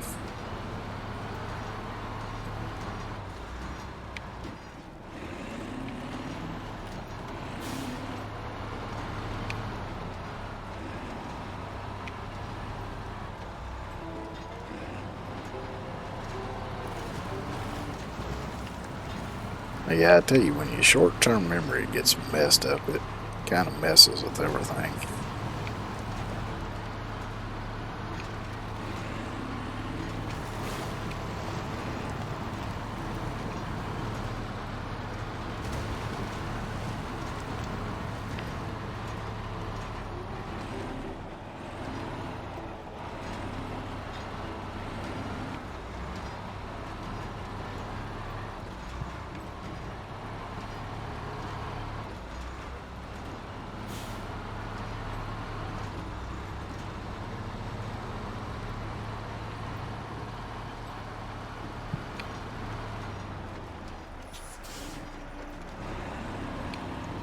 Slow it down a little bit, y'all.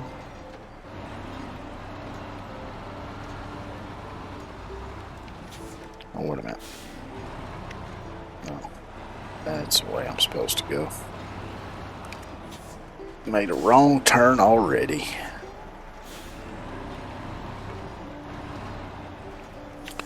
It's funny because IRL, my sense of direction is pretty damn good.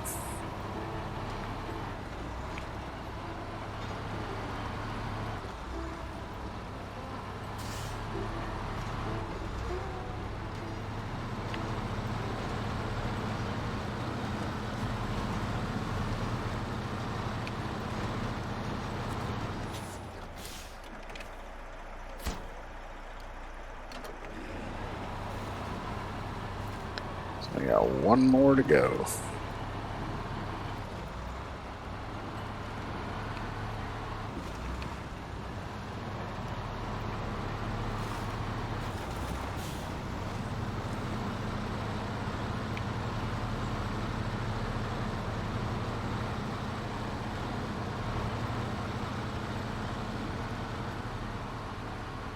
I think that was the last one for this string. There's still more for the other companies, though.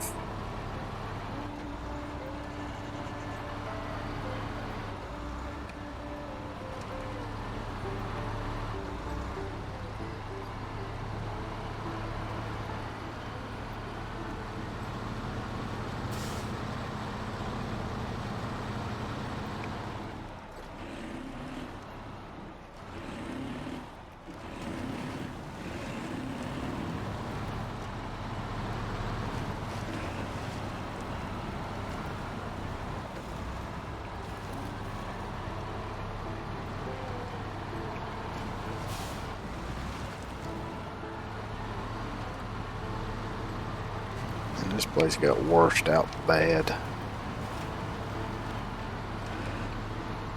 I've seen some floods in my day. I know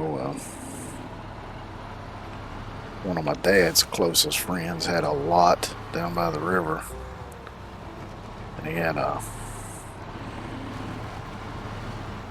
house trailer set up on it, and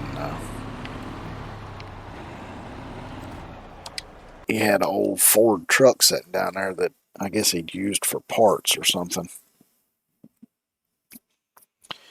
And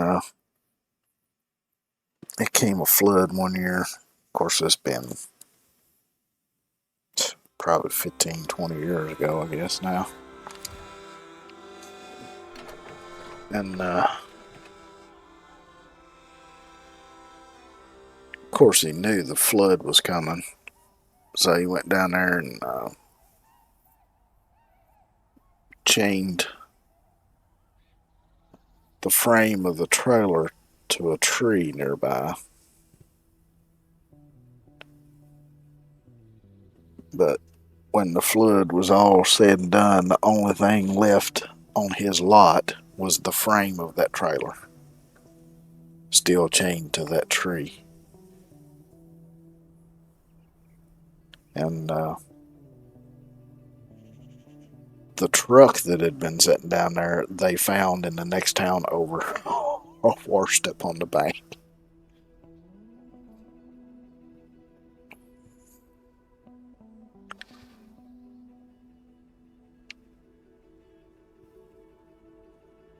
Let's see.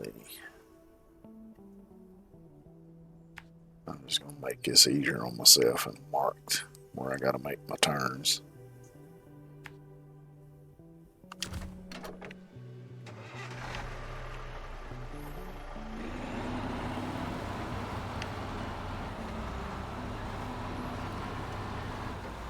Because honestly, I feel like I've only got one brain cell functioning today, and it's only halfway functioning.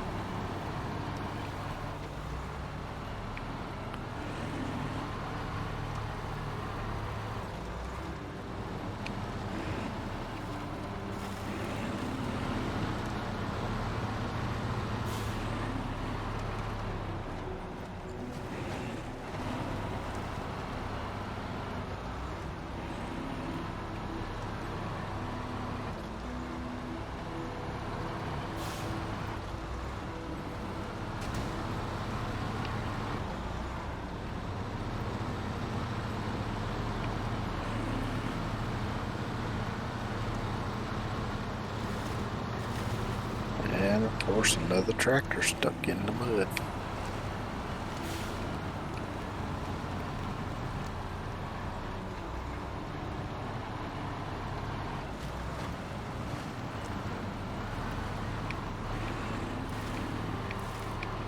I always forget about that one stump right there.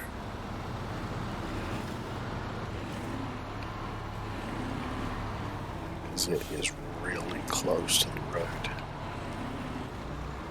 So I wonder I ain't smacked it a bunch more times the way I drive.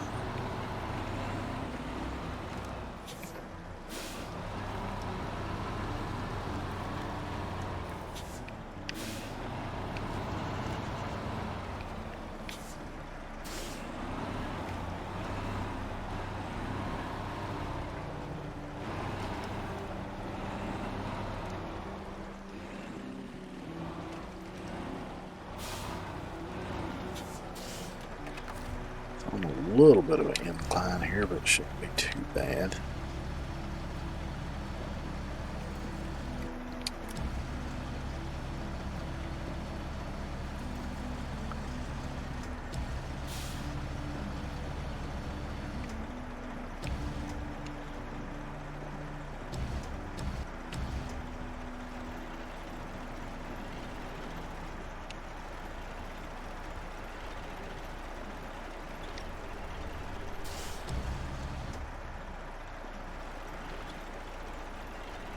Come on, spin for me.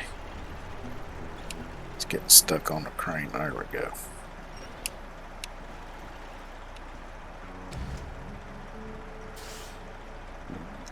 Stop swinging so damn much.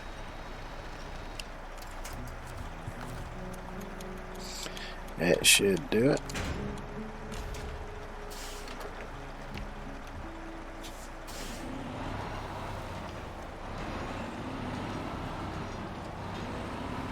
I was looking online.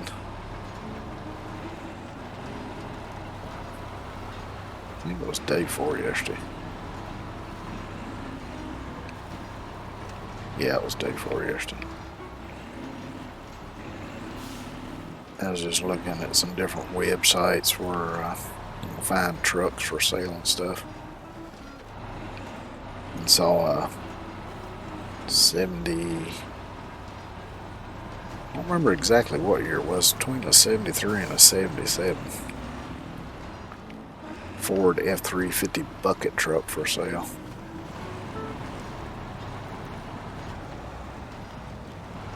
That would be a fun project.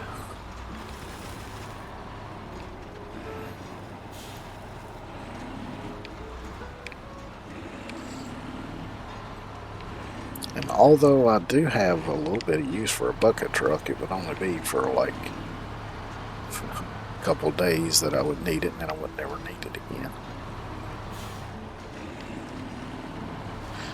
Of course, you could always fix it up and then sell the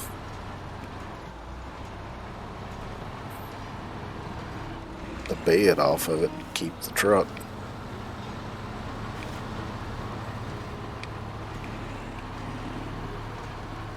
Which is probably what I'd do.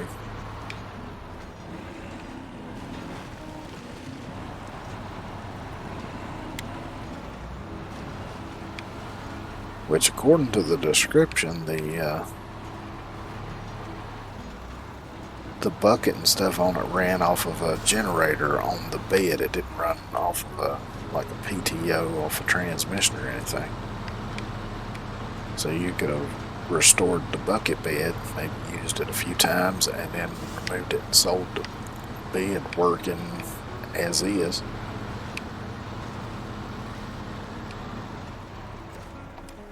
Or you could have just pulled it off and scrapped it.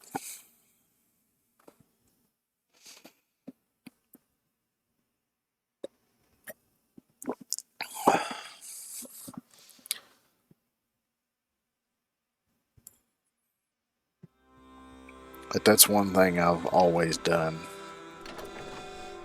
ever since I've had internet and a computer.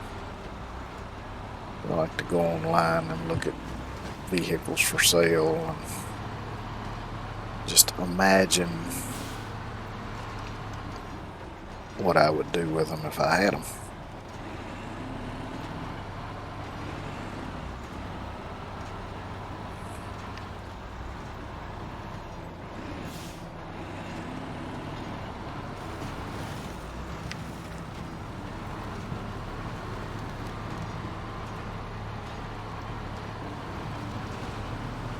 And sometimes I look at old tractors and old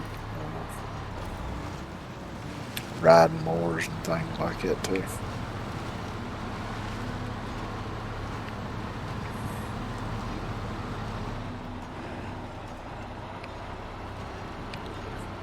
I'm taking out your sign, and it looks like I'm taking it with me.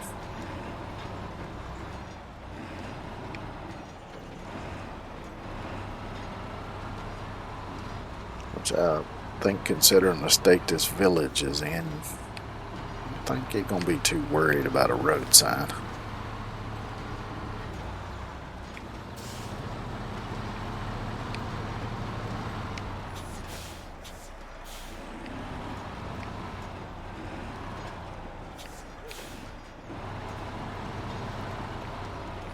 Which I think there's an accomplishment for running over like 100 pumpkins.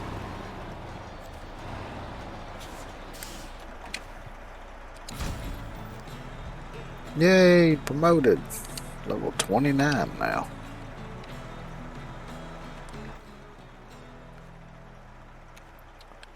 Oh, we got all the Tatra stuff to do. It ain't that much really. Titan Awakening. There are 3 main buildings we need to restore before the factory will be operational. To start, we'll need some machinery and quite a lot of bricks. There's a long road ahead, so get cracking. Yay. Deliver to the Tetra Vehicle Factory Pumping Station. So that's going to be a trailer.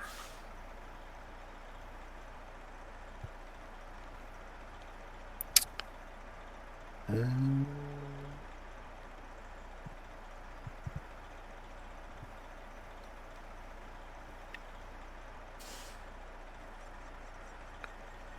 bricks. times 4. I guess I'll do the bricks first.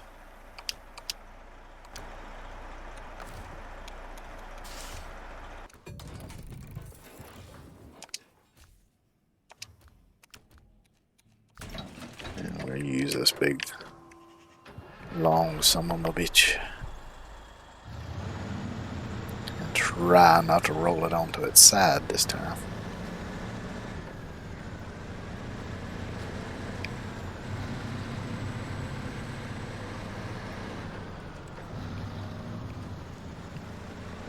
Which I remember in the past I would cut down off the side of the road there to avoid the rocks. But even then, it's on such an incline, it's still quite easy to tip the truck over.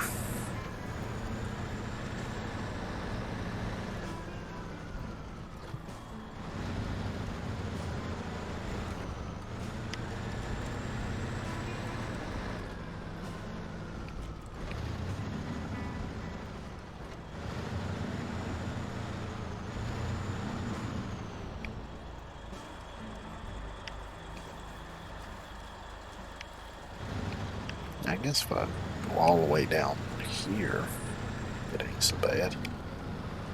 I'll try that. Come back through. Don't hit the pole.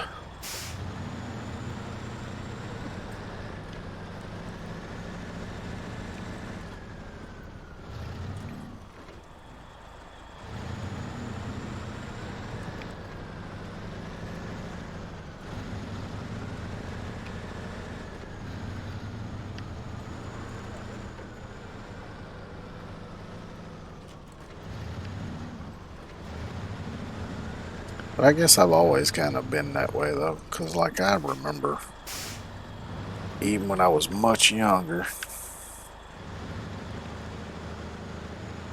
even as a kid, I'd see a pile of junk laying somewhere or something like that, and I'd be like, I wonder what I could make out of all that junk.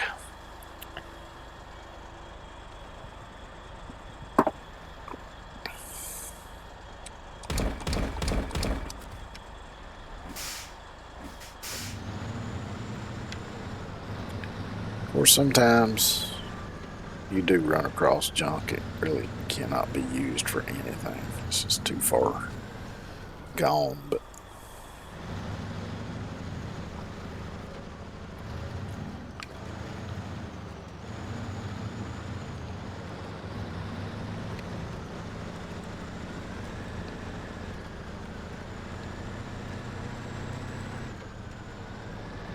alright, now let's try going that little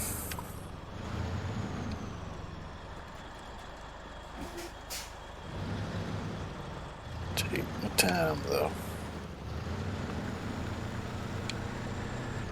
Oh yeah, much better.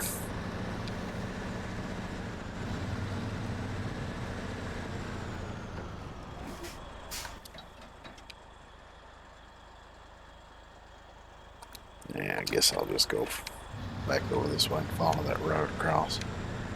So I mean, there is ways to get over there through there, but I think it'd just be easier to go.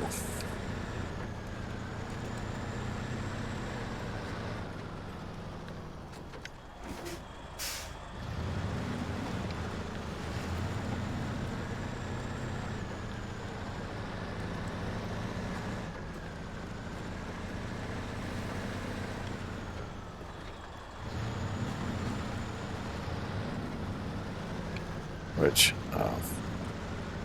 you know, that's kind of the whole idea behind like dumpster diving. Well, that was a thing there for a while. You know, finding stuff that people have thrown away that can still be used. When I was in college the last time, every spring when the semester ended, you'd see people going around to the different apartment complexes that was full of students, and they'd all be dumpster diving. Because a lot of times students would throw away stuff that was perfectly usable, that wasn't broken, wasn't anything. Just for the simple fact that they either didn't want to haul it home or didn't have room to haul it home. So they just throw it out. You know, particularly some of the kids, whose parents had plenty of money and just buy them new stuff.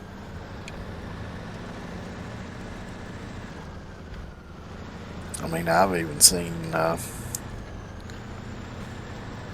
working gaming consoles be tossed out into the dumpster.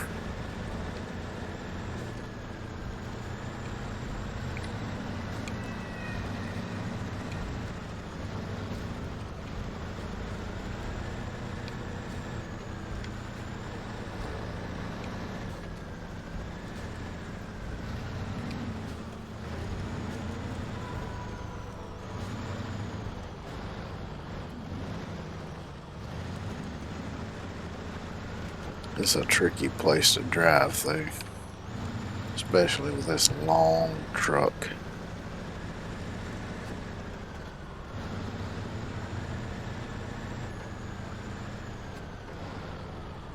So luckily, I have to go to right here.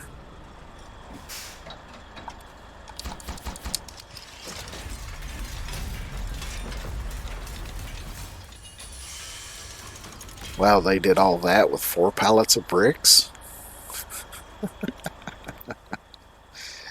I do like some of the animations in this game. Pumping station, so is that something that's on the other map? Oh yeah, that's that big trailer over here in the swamp, okay. I was thinking it had to be one of those big trailers somewhere, but I figured it might be on this map, but nope, it's on the other one. But that's okay. So we got this bad boy for, because it's a shorter wheelbase, so it's going to be a little easier to maneuver.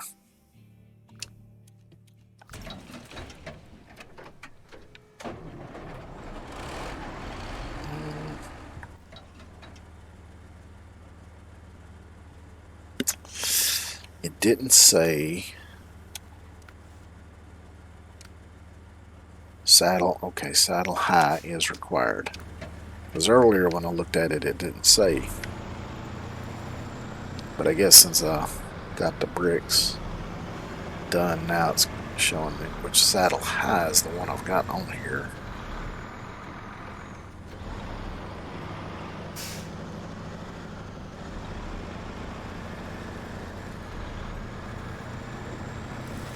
Because let's see, the last thing I used this for was to connect to that trailer at the Tatra factory, so that I could unload those wooden planks to use for one of the earlier missions.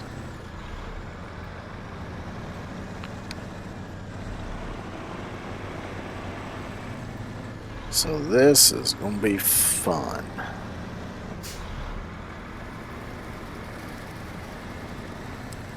Because I guarantee you this trailer is going to want to tip over. It's going to want to sink deep into the mud.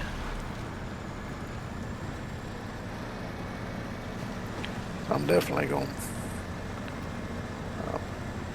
forward the time to morning before I try coming back with it. I don't mind going out there with it getting dark on me, but coming back with the trailer, I definitely want full daylight.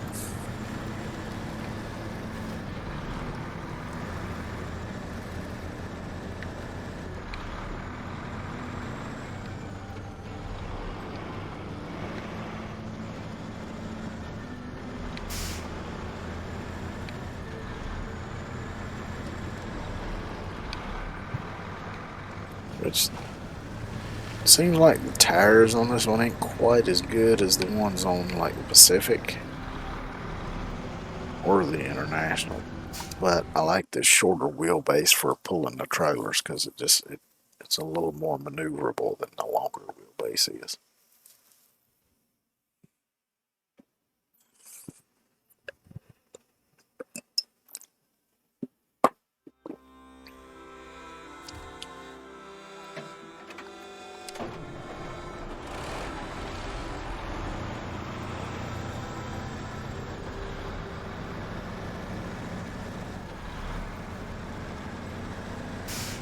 It seems like it just switched to morning. Anyway, so it was getting dark on me when I went into the tunnel. All of a sudden, it's very bright.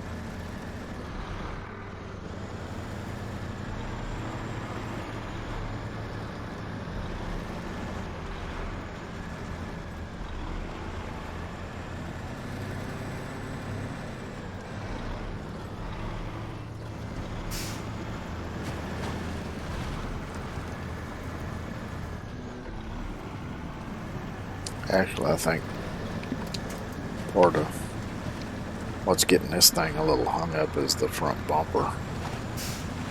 Seems like it's getting stuck on every downed tree I come across almost.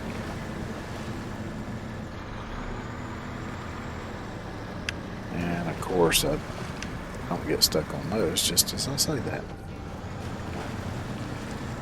Of course, I think it's just like when I'm coming down into a hole that it's done it, not so much when I'm coming up out of one.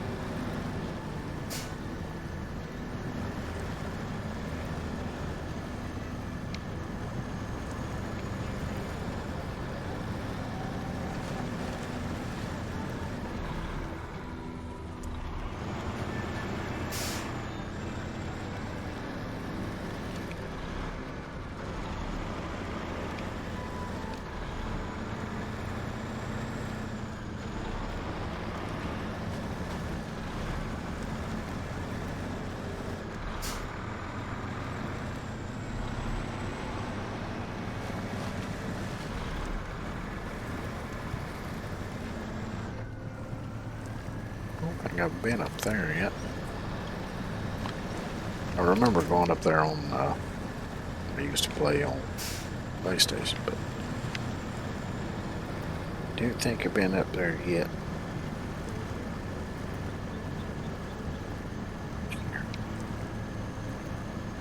Big old excavator.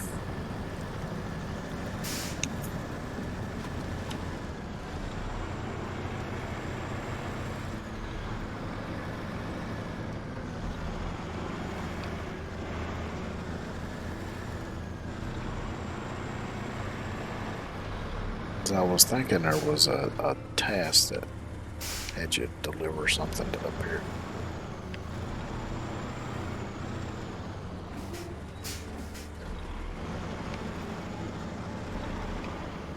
I have to say though, it seems like from when I played this on console till now, it doesn't seem like there's as many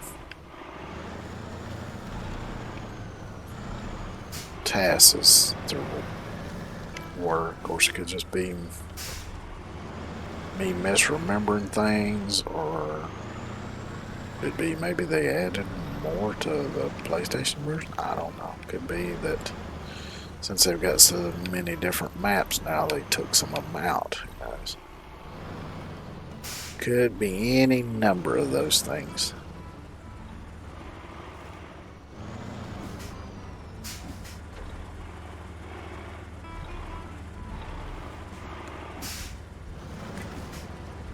Damn it. Try right there, see if it'll attach. There we go.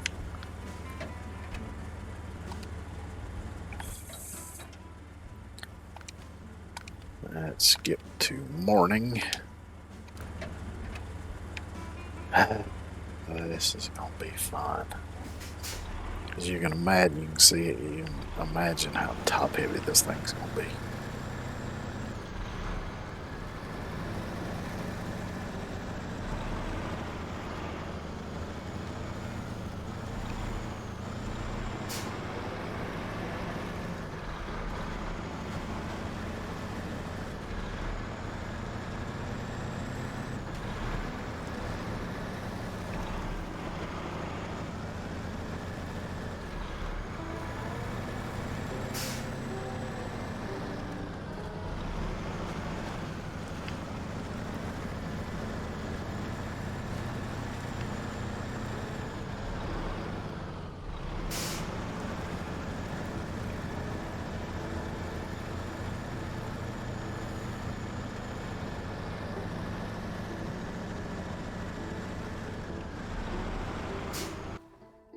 Oh, wrong button.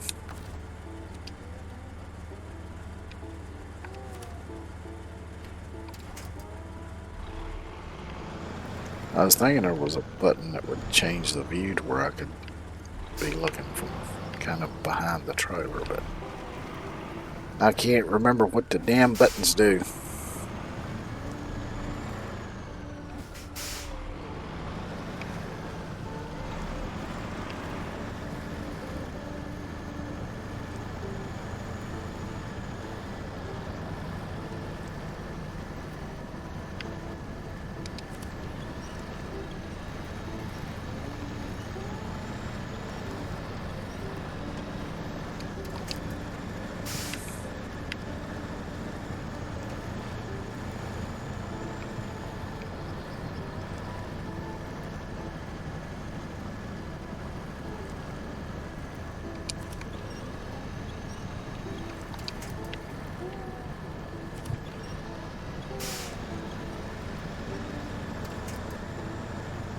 Gonna be a lot of winching through here.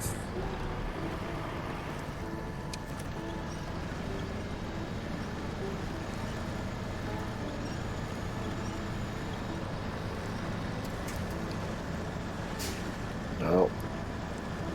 It's not there for a second. It was going over.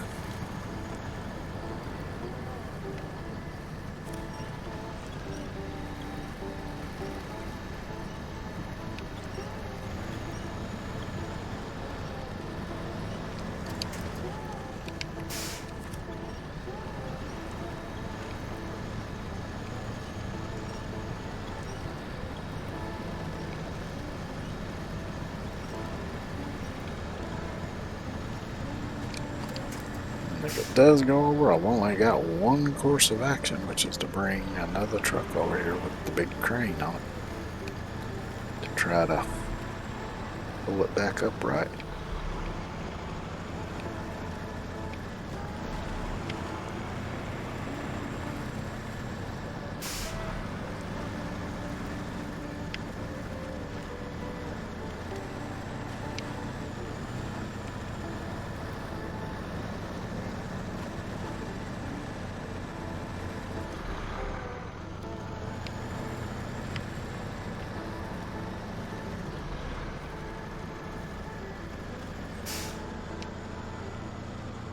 Ah, shit. Ah, there it goes. Oh, oh, is it gonna come back? Is it gonna come back? It acted like it wanted to come back over.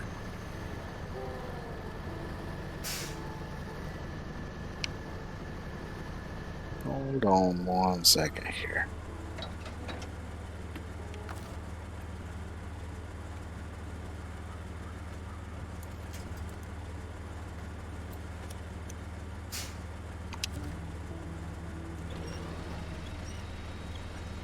Ah!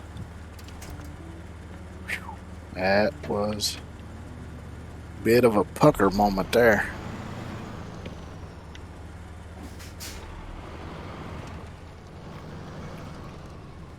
Come on. Turn.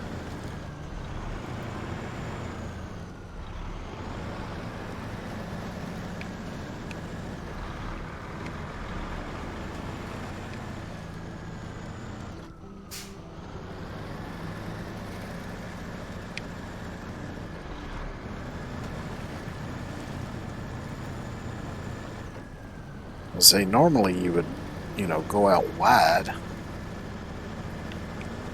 with the cab to bring the trailer tires in where you wanted them. But the problem is, like, if I tried to do that over there, the cab would have been so sideways, it would have definitely rolled the thing over because you're on a steep bank.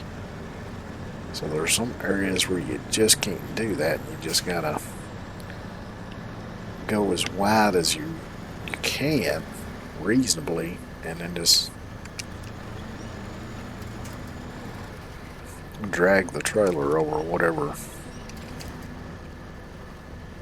is there. I'm gonna have to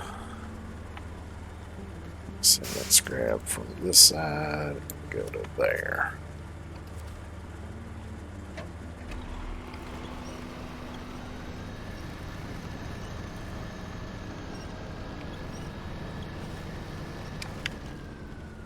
Oh wow, it's kind of glitched out.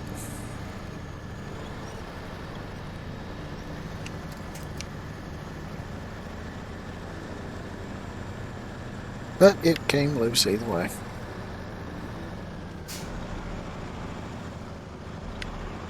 See, like right here, I need to go out wide to make sure the trailer don't try to go up that bank, but it's so narrow,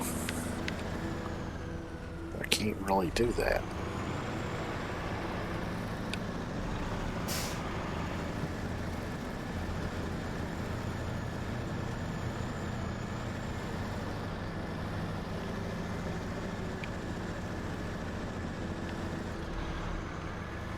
So you just have to kind of drag it and hope the trailer decides to come along with you instead of just sliding off a damn cliff or something.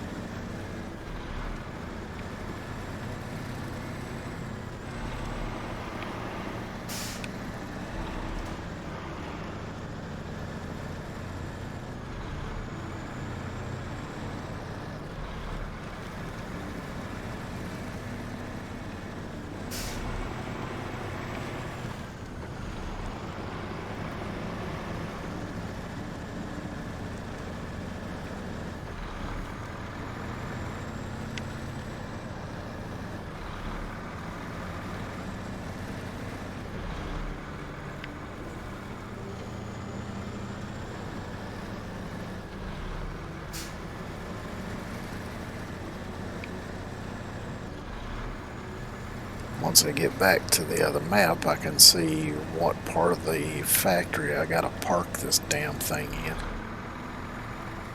Now I can kind of formulate which spot I need to try to enter the factory from and how I'm going to get there.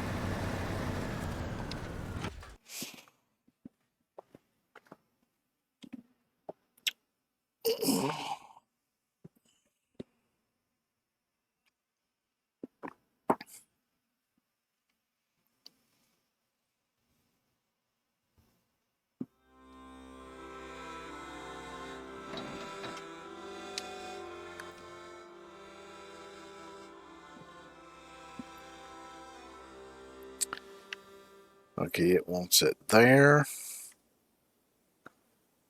So yeah, I'll just follow the road. Awesome, that makes things a bit easier.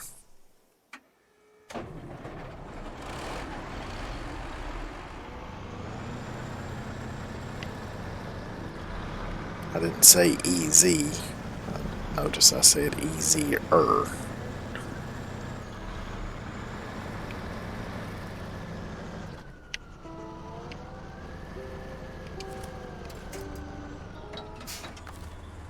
I guess the damn trailer's hung up on something.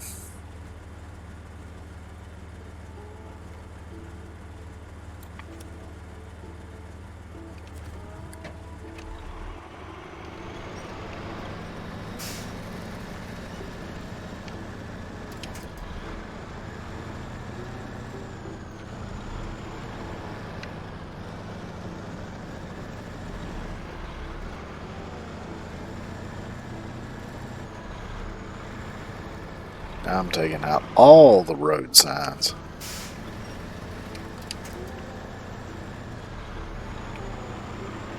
Oh well, there ain't much of a road left.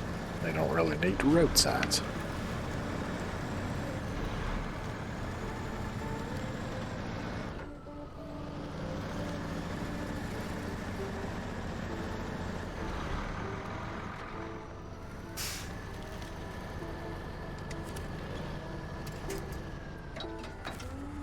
Need to find something fairly straight ahead.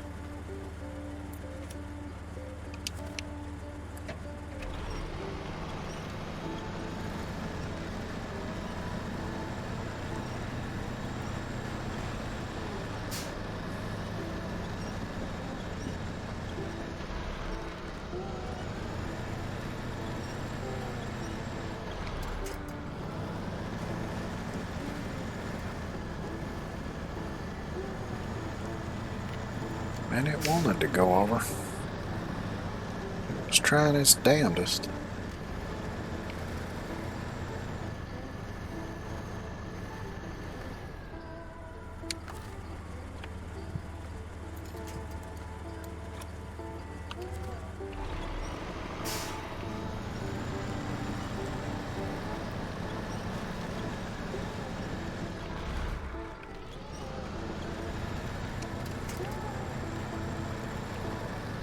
These turns through here is going to be a bitch.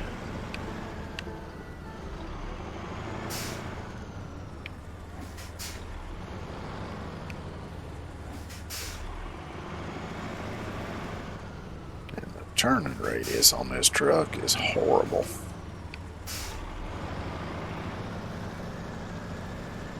When I played on console, there was another kind of short wheelbase truck that I used all the time. It was the International, but I don't have that available on here because it didn't come with the DLC packages that I got.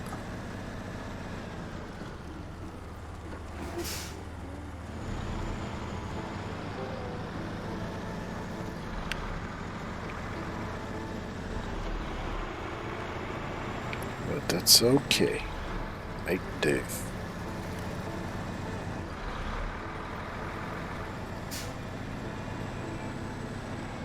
And although I did get the modded version of the truck, because I don't have the actual in-game truck, I can't use the mod either. It's locked.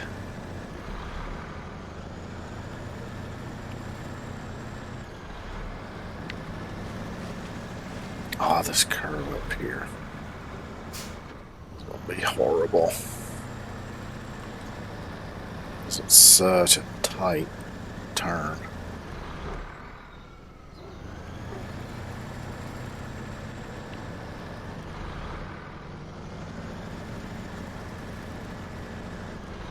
And it's fairly narrow.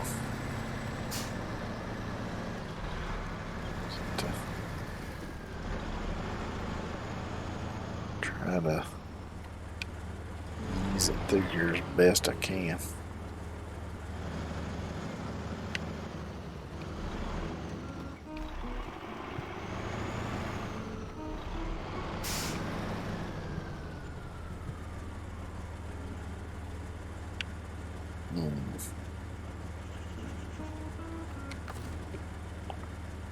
Let's see.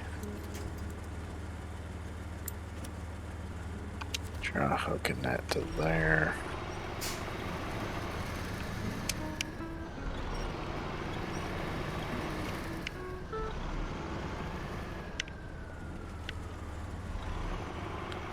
Well, it's keeping it from tipping over, but it's also keeping me from going forward.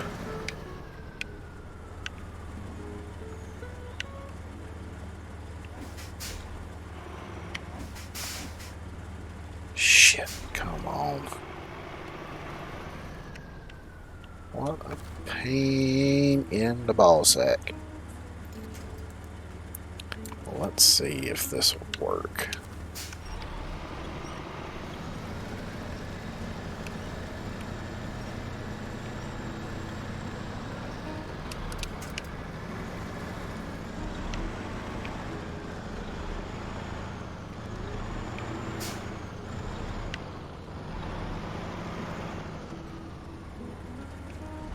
Honestly, I think it's going to be better to go through here than to go down that way.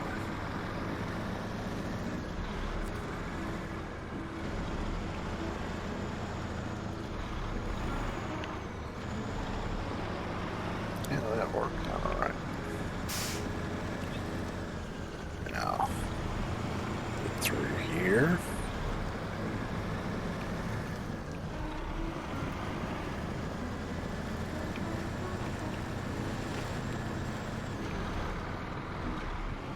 And with this, I know the trailer's going into the deeper stuff, but if I can keep the cab up on the spot where there's a bit more grip, then I can keep moving forward.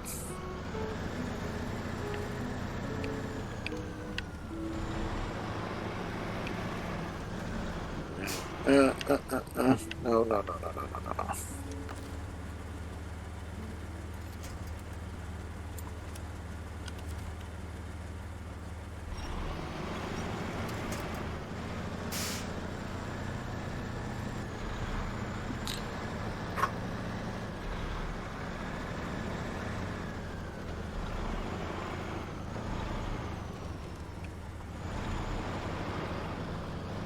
Yay, we made it.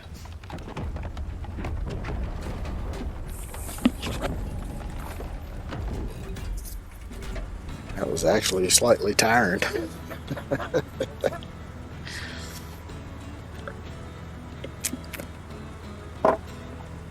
And with that, I'm going to take another outhouse break, so I will be right back.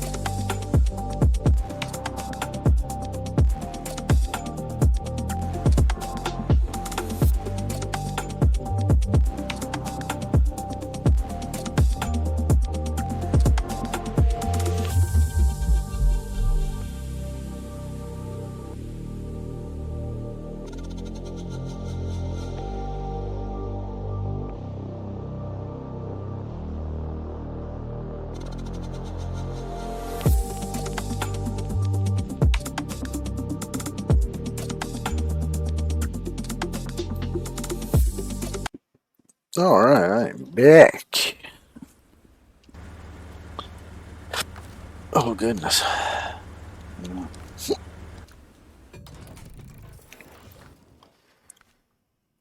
Let's see what's next. Slow and steady. One of the key structures here is the warehouse, and not gonna lie, it's basically in ruins.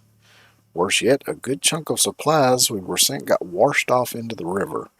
Those need to be reclaimed first. Vehicle spare parts times 5, and oversized cargo times 2. Okie dokie.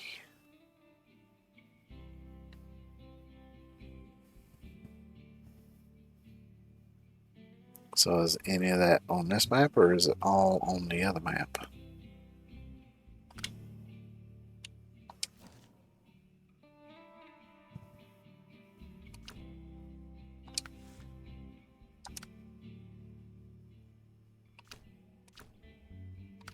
Oh, I guess it just wasn't showing me.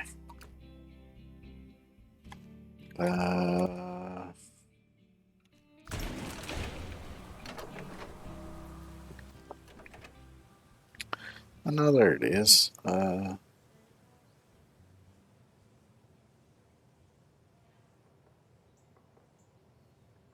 Those two is going to require. Okay. So now I got to change shit up here. Because those are the ones that take up 4 slots. Ooh.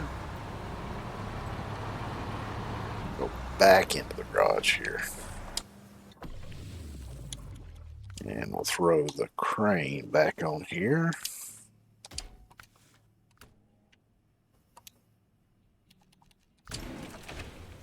Go ahead and drive it down, and then I'll bring the 4-slot truck down to actually load the stuff up on.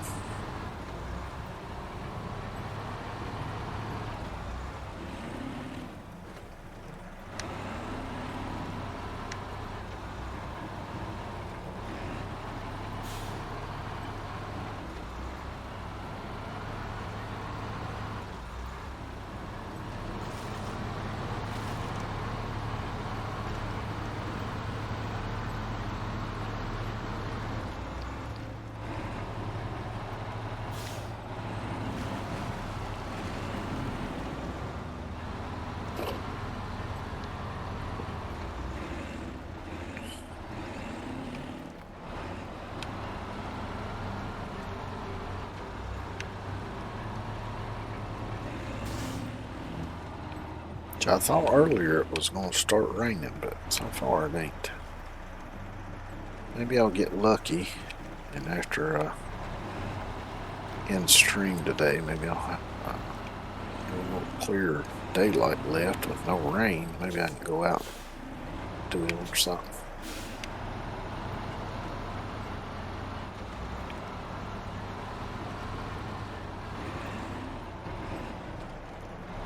Of course, I'll probably eat some supper first. The only thing I've had to eat so far today is a pork chop on a hamburger bun, which is actually pretty good.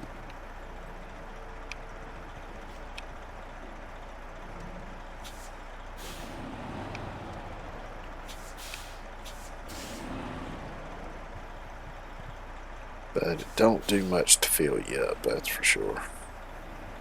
But I had a pork chop left over from the other day, so actually just, yeah, I'll turn it off. Stop engine.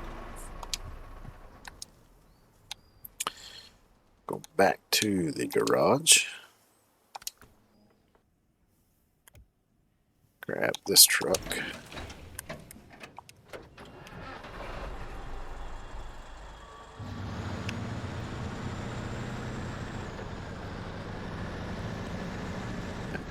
Load the oversized cargo onto this truck. And then take it to the factory.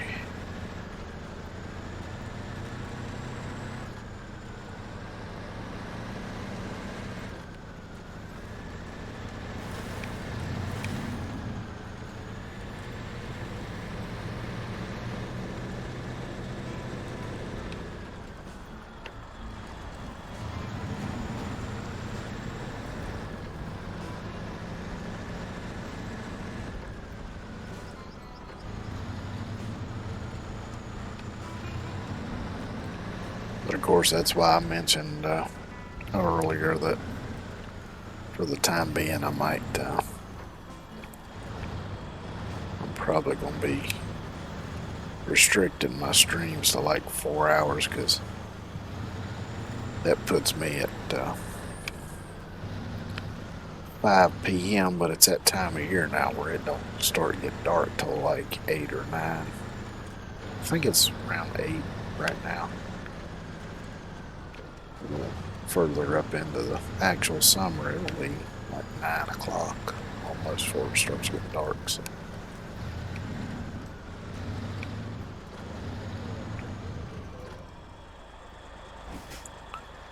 That way, if I want to get outside, peel around to try to get a little physical activity in to maybe help me sleep better, I can do it. Because I'm definitely going to start getting better sleep, or I'm going to lose my damn mind.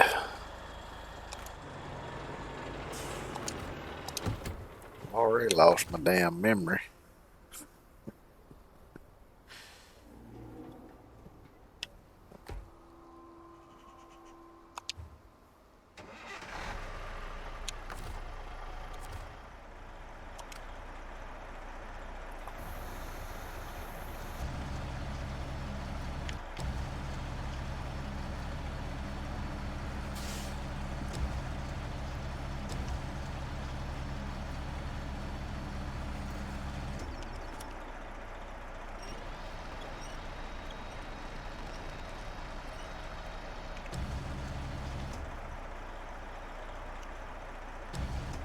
Hard to tell if it's high enough yet.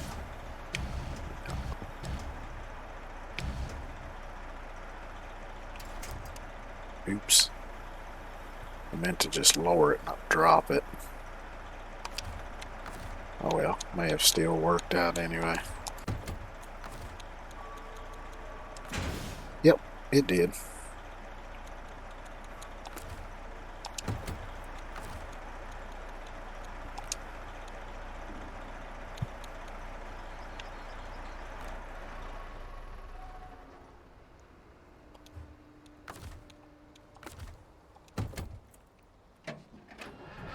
I'll go ahead and deliver this one, then I'll move that truck before I come back to load the next one.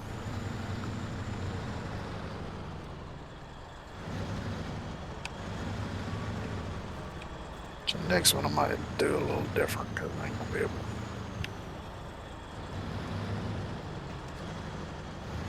I have to do it from the side.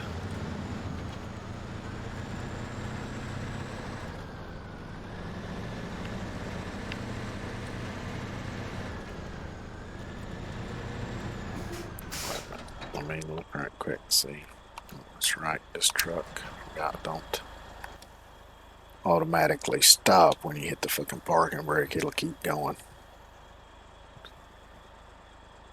Okay, so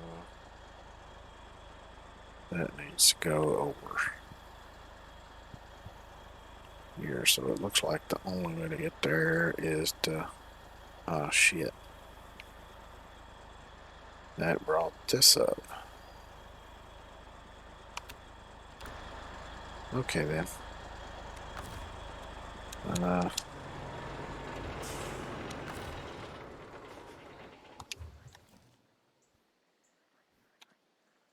Damn it. So let's see. Let me grab this one.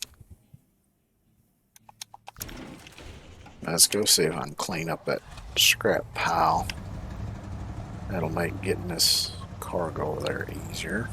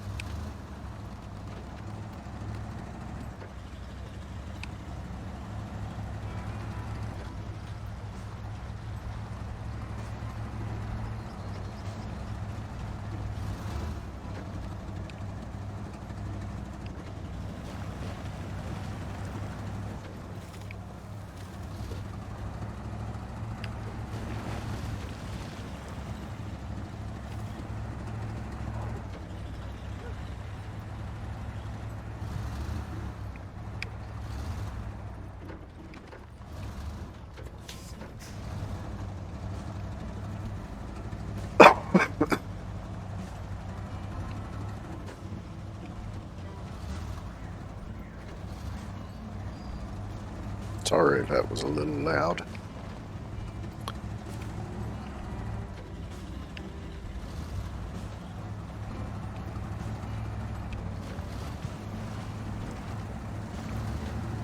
Try to remember if I'm gonna call for something to mute myself right quick, but I don't always remember or have enough warning that I'm fixing to cough.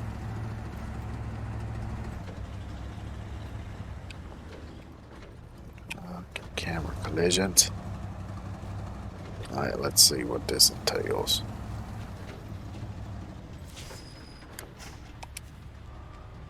Scrap pile in the factories put out commission all the old scrap simply piled up on the road. Wonder whose bright idea that was. The way the trash has to go, we'll need road access up for it. Details. Deliver to scrap pile. Metal beams times 2. What?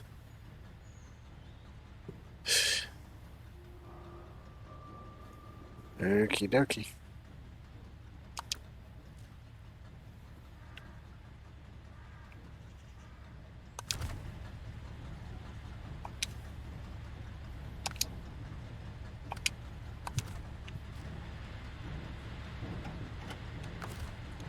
Well, good thing is,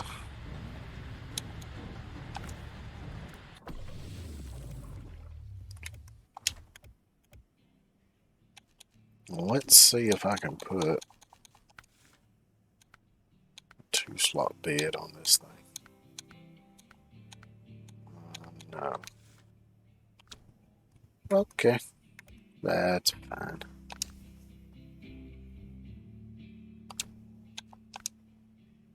Maybe, I've got a bunch of money, maybe it's time to go ahead and get another truck. Let's see what options I have.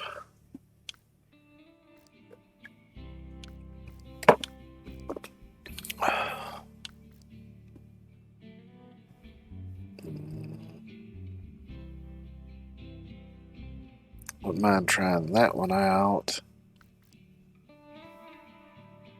Maybe that one. There's another one I kind of wanted to try out too.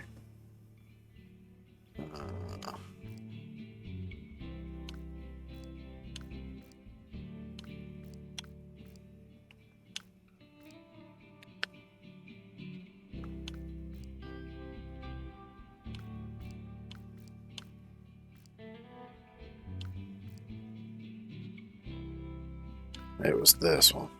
I don't know why it was one truck, but it put it in as so many different. It's like each one is a different color. Oh, that's weird. I think I'm gonna go. Yeesh, it's kind of messing with me a little bit. I think I'm gonna try this one.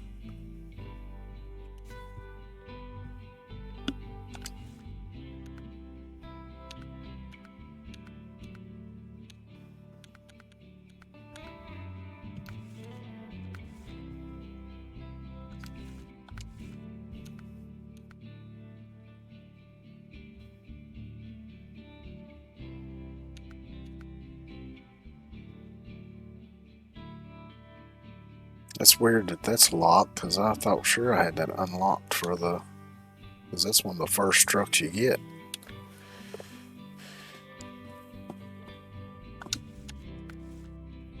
Oh well.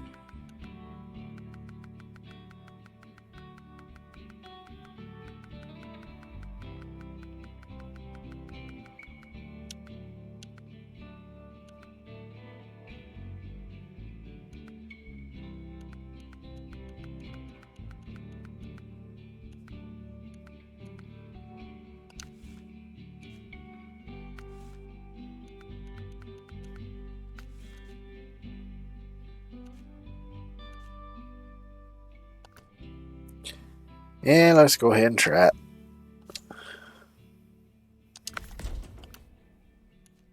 If turns out to be a piece of shit, I'll just sell it. Because any money I invest in it, I'll get back anyway, so. Not really losing anything. I'll try leaving it on there.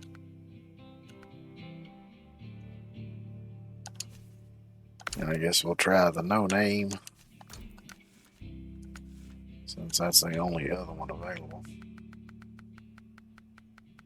At least give me access to 46-inch tires, which I don't know if there's any bigger ones or not.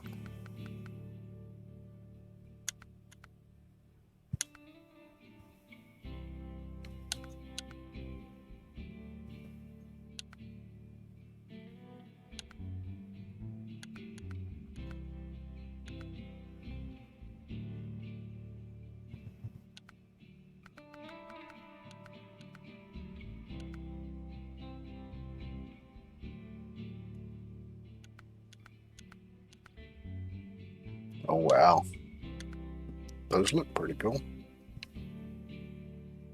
The wheels look almost like the old wagon wheels you see on a lot of older trucks, which I had a set of those on a truck I had.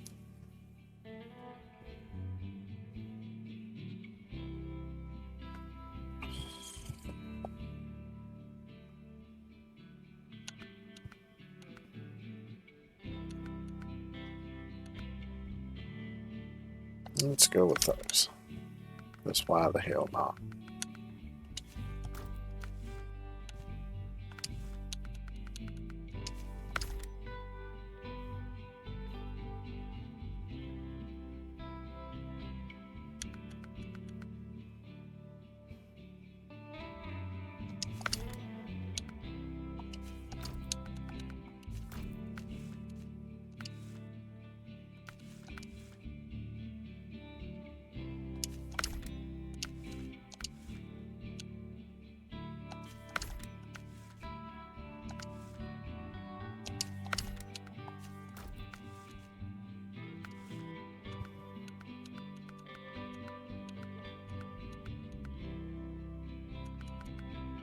Tell you what, let's do the flatbed on this one.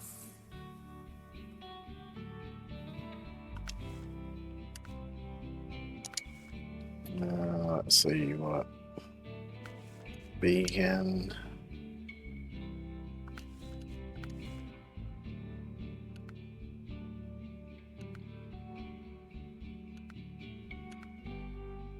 Let's do the heavy duty pipe.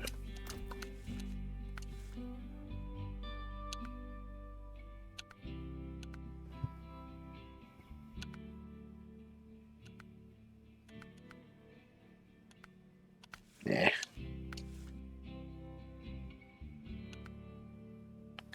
Do the old flap cap. And we'll stick with all those. Now let's see. That's the woolly mammoth.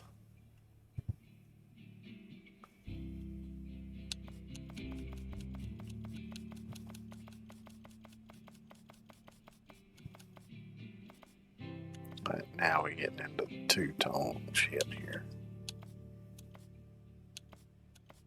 Let's see if I got something in a with black and blue in it. Don't look like it's gonna be.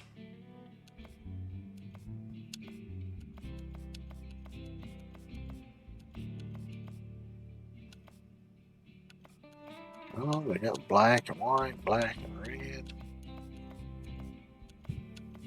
Yeah, a shit ton of color combinations on this one.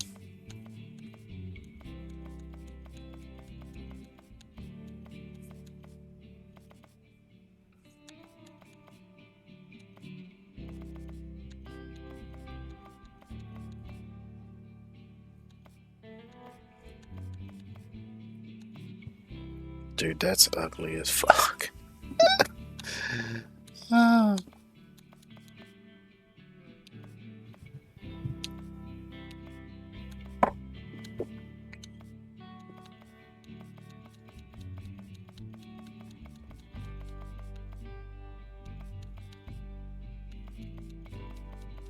Come on, blue and black. Yeah, blue and white. You got a bunch of other colors with black. It made some really oddball combinations here. Ooh, that I like.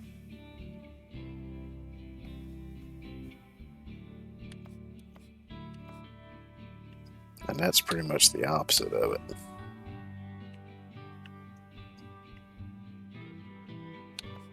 But I think I like that better.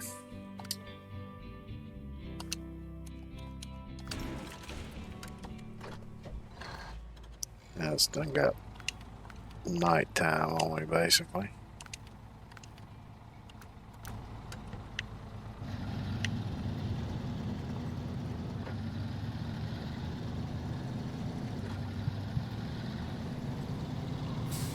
Man, this truck feels tiny compared to everything else I've been driving. So I guess it is fairly small. Matter of fact, it's kind of roughly the same size as the. Fuck am I going?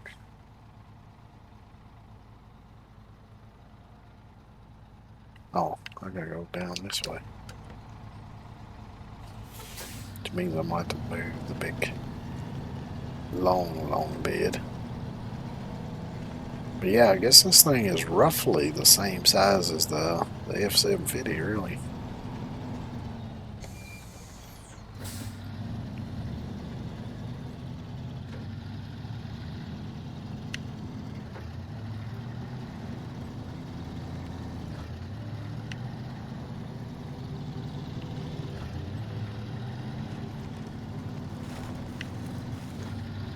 Which, that being a modded F-750, I also have a capability to put one of these flatbeds on here too. With the 2 slots. The only bad thing about it is the rear axle on it is about the same position as the front rear axle on this one. So it can make it want to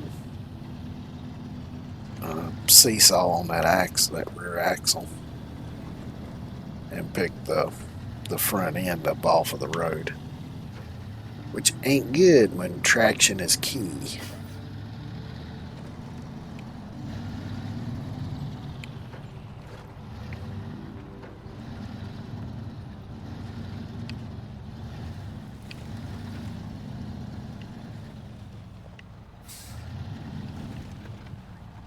I guess I'm gonna have to move this big motherfucker.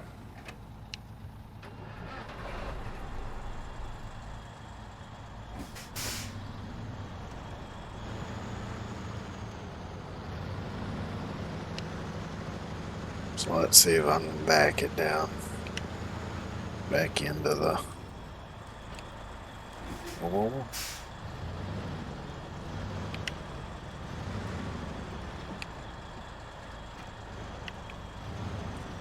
Try to do this without tipping the damn thing over.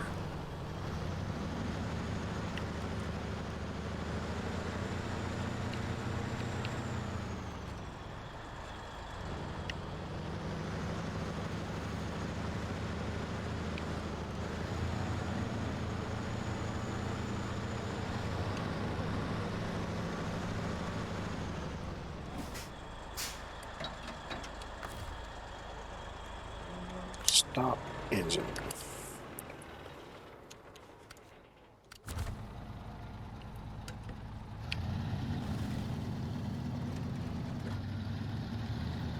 After driving such high riding tippy stuff, this thing feels pretty damn planted.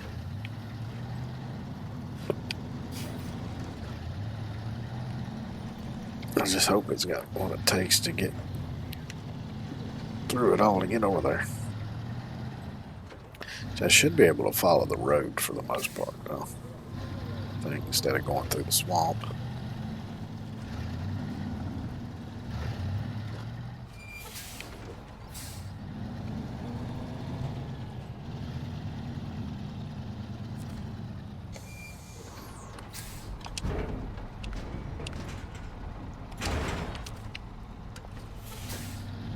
Let's see how it does.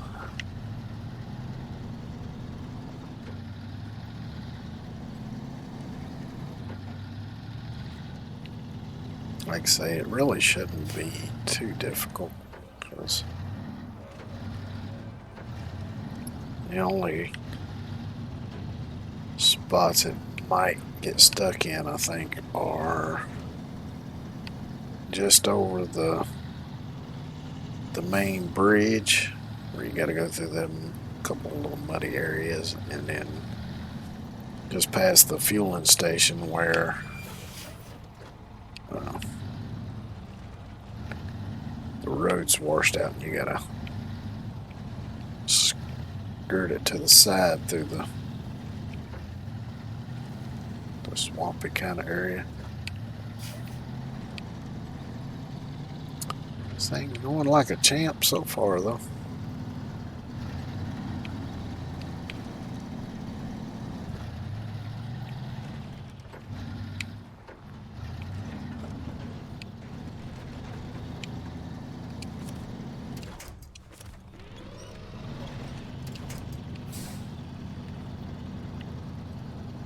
I knew better than to do that. Did it anyway.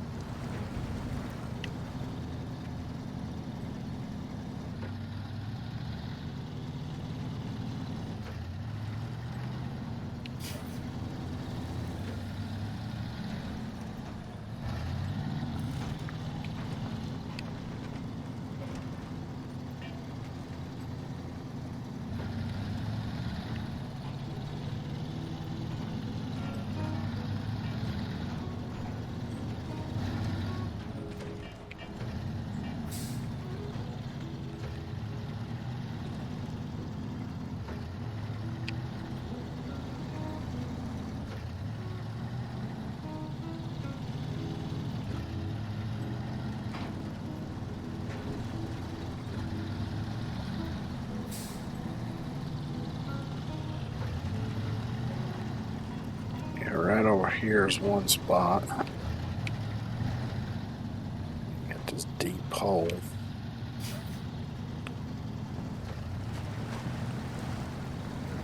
So far, you have no problem though.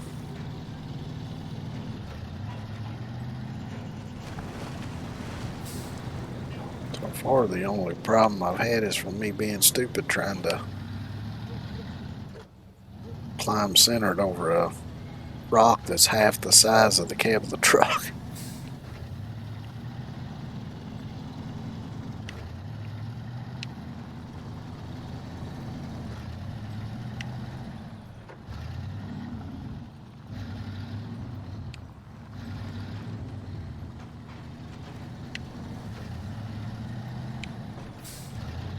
Man, I kind of want one of these IRL.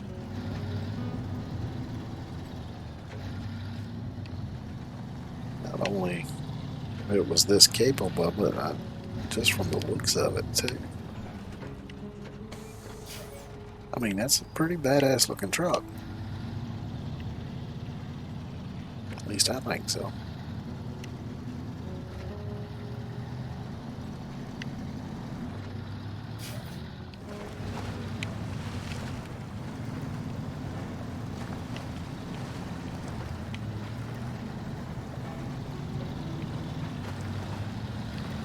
Oh hell, you barely even slowed it down. I'll tell you one damn thing, when I get back to the Michigan maps,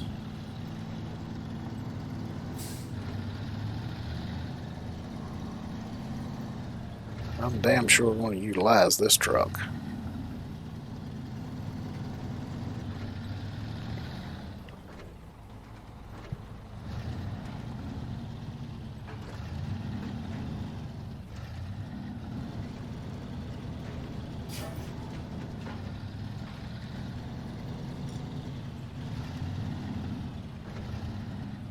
To be perfectly honest with you, I'm almost tempted just to start another save just so I can play on that map with this truck. So, because I have done that in this game before, just start a whole new save game play a little bit on the maps that I actually really like, and then just delete the save. Just so I can play on those maps again.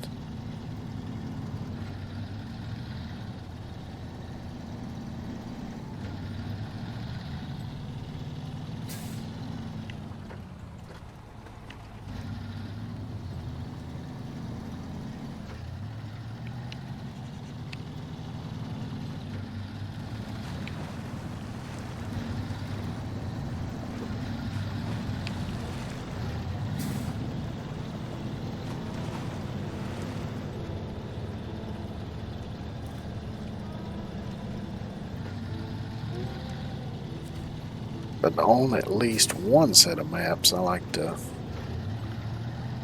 try to accomplish everything, get all the tasks done and stuff.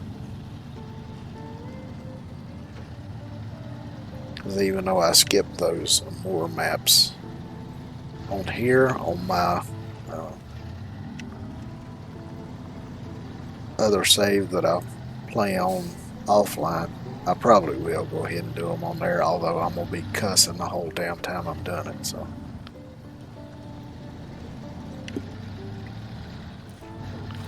But at least I won't be streaming and y'all won't have to hear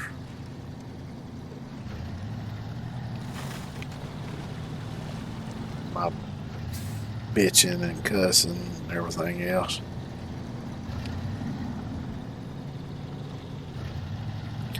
Which normally I'm not, you know, one of these people that likes to, you know, get all the accomplishments or whatever in a game. But in games like this, I do like to finish all of the tasks in the game. I just don't care as much about the,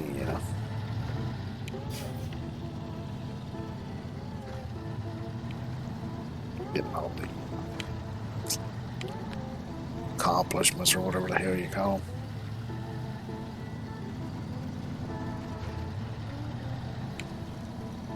Achievements, that's it.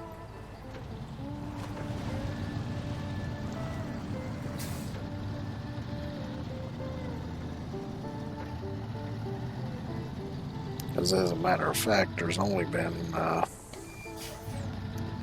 one game that I ever got like 100% achievements on.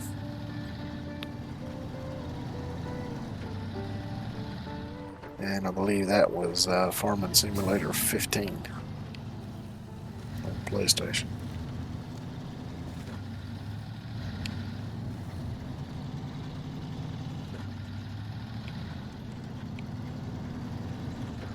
And to be perfectly honest, it really wasn't all that hard to do.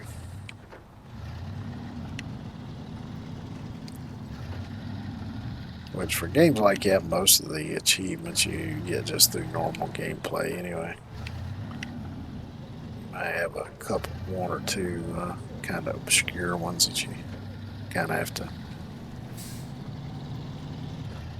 actually go for.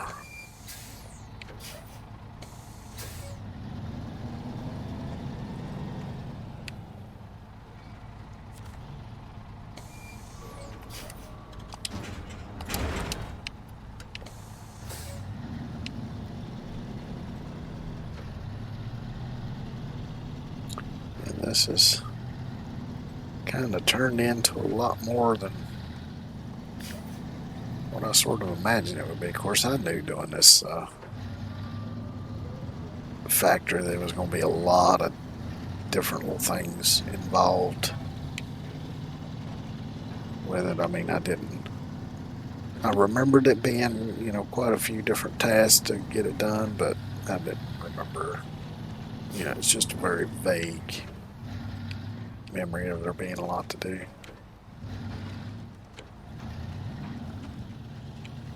Not like I actually remembered any specifics, because it require a halfway decent memory, which I don't possess. Not anymore, anyway.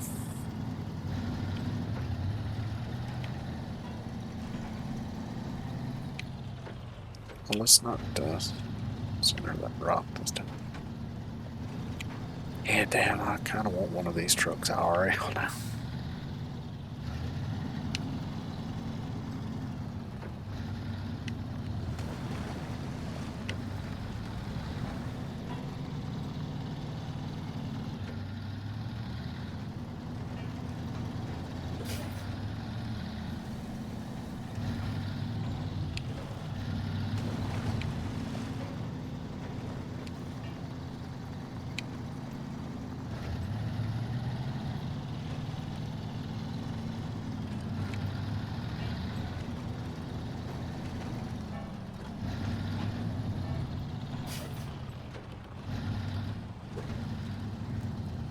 Don't drive into the hole.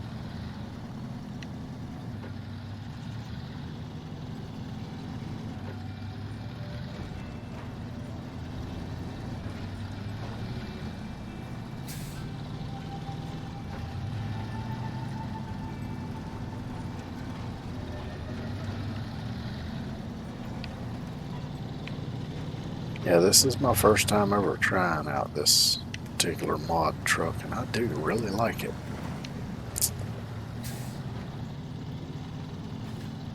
I've got a couple others of the same mod maker, so I might have to check those out too. Because one of them was the international I was thinking about getting too. The other one, the Paystar or whatever, which was the big off-road.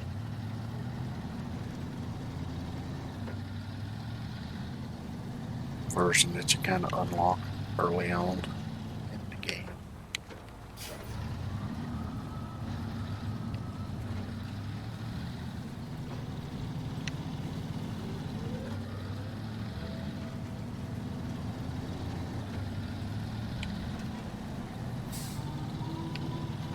Yeah, I love this little truck.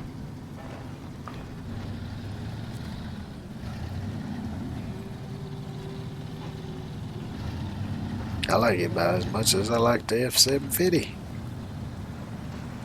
Or the Pacific, what is it, P512 that I've been driving.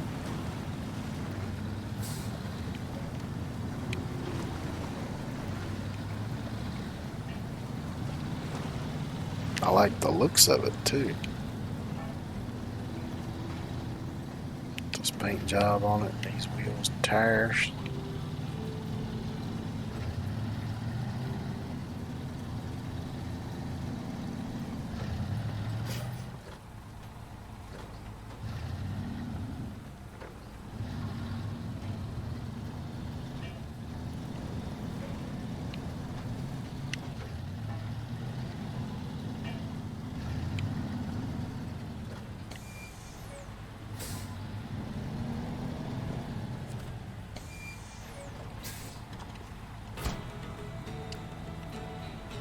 Wow, that's the gap it gave me. Oh, son of a bitch.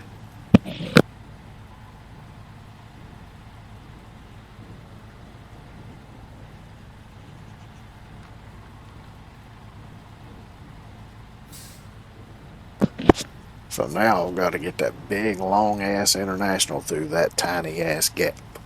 Hellfire in the morning.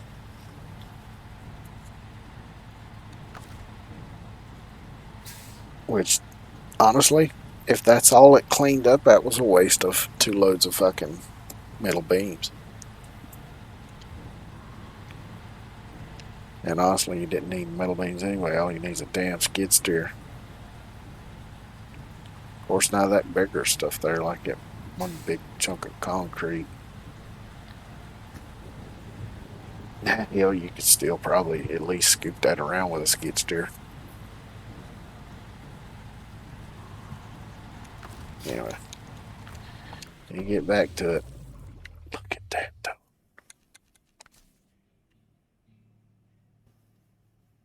Man, I am digging that so much.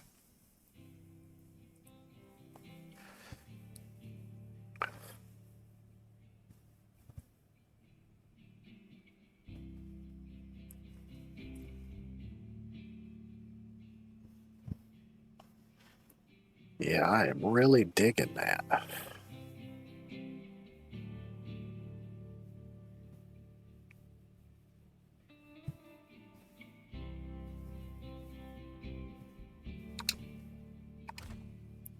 Well, let me quit fucking drooling over a damn truck and get back to doing what they got to do. Getting the job done.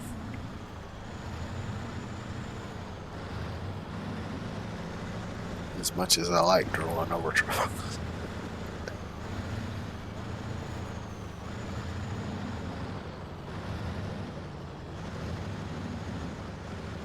Which I've been into cars and trucks ever since I was knee-high to a grasshopper. But now that I'm older and got arthritic knees, I've kind of gone away from cars because they're just too hard for me to get in and out of. I'm way more into trucks now.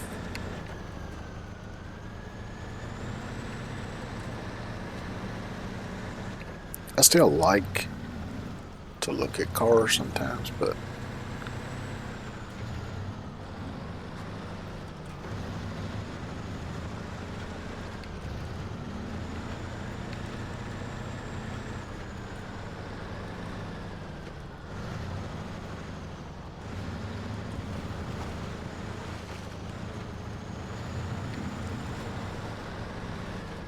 the way I have to try to get in and out of a car is quite undignified, really.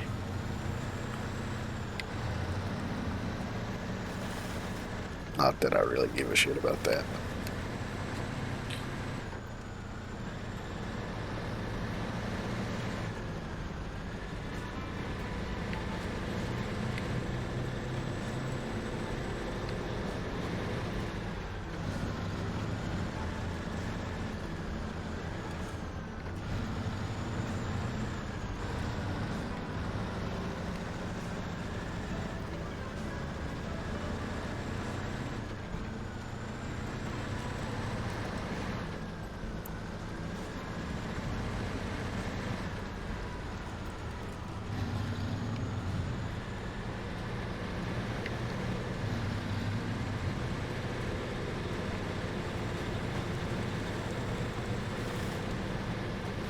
Don't get tippy on me.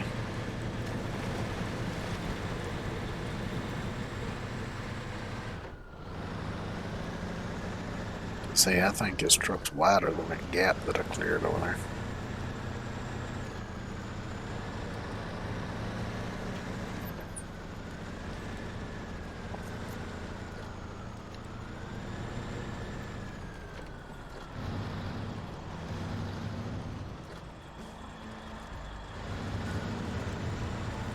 Which, if you go over to my Twitter and look, the other day I posted, you know, people have talked about their perfect 3-car garage. I made a series of posts the other day with some pics of what I would have in my garage. But, of course, they're all trucks.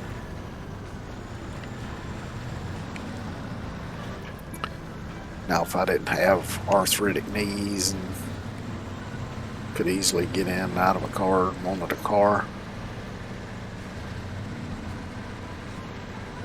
the car I've come to want these days is an old Ford Maverick. And there's a particular grill style that I like. It's the one that has the turn signal lights in the grill. Because I think there's another kind that's got them in the bumper, and it's got a kind of an ugly grill in my opinion, but I like the one that's got the turn signals in the grill. No, I guess the gap's wider than I thought it was.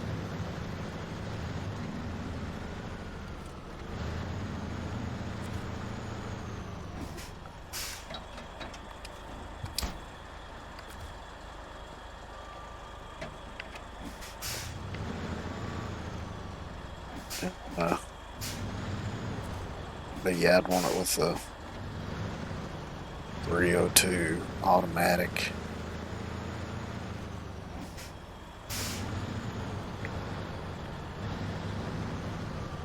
Throw a Holly Sniper fuel injection on it, just make it a little easier, a little more reliable to start, maybe a little bit easier on gas.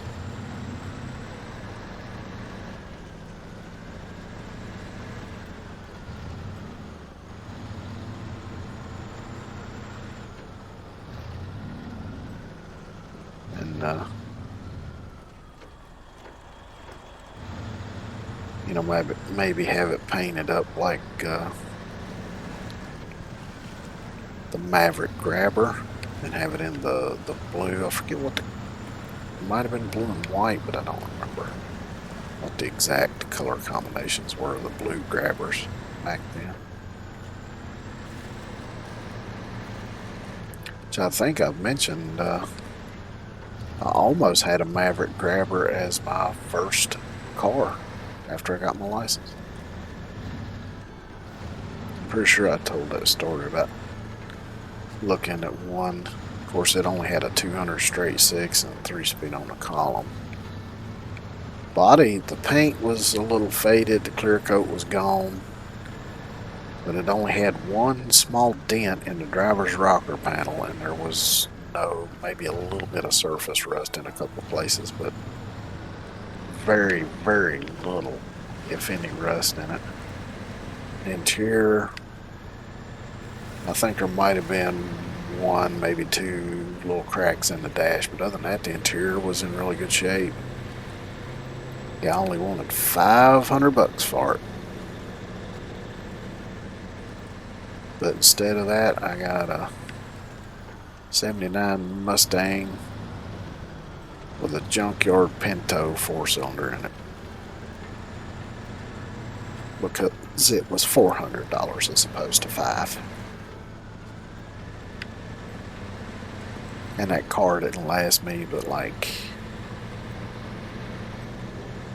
6 months at most. I don't think it was even that long.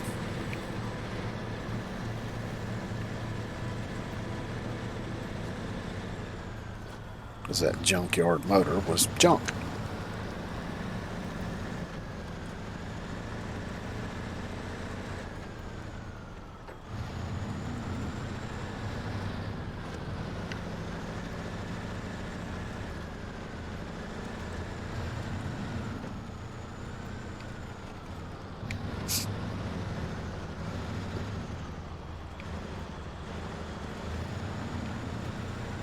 But yeah, I like the looks of those. Of course, there was also the Mercury Comet, which was the Mercury version of that. And it was basically the same, only I think the grille might have been a little bit different, and the taillights were different. And of course, the emblems were different. Other than that, same fucking car. Because you know that's how they used to do it.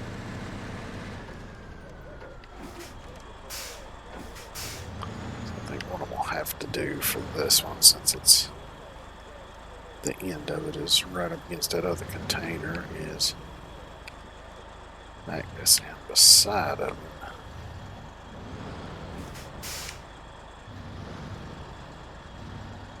Trying to line it up close to where it needs to be.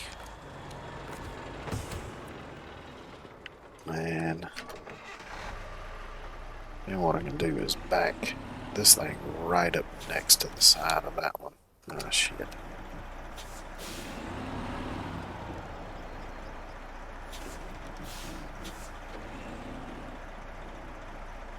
And load it in this way. Try to get the crane as close to center as I can.